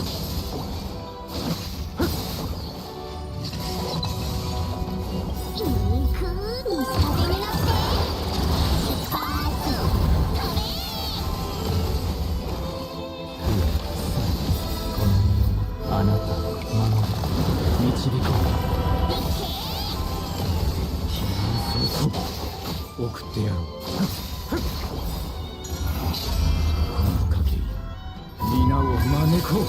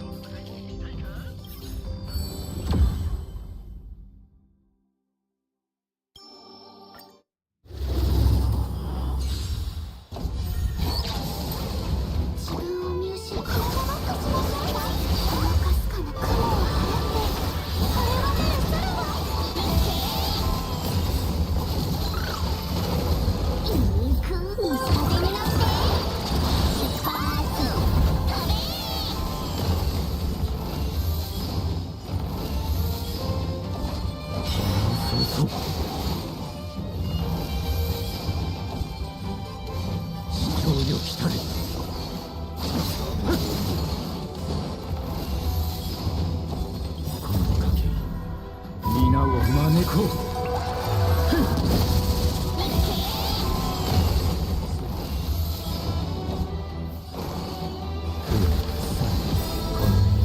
あなたを守る、導こう。そうそう、剣に連輪は不要。この賭け、皆を招こう。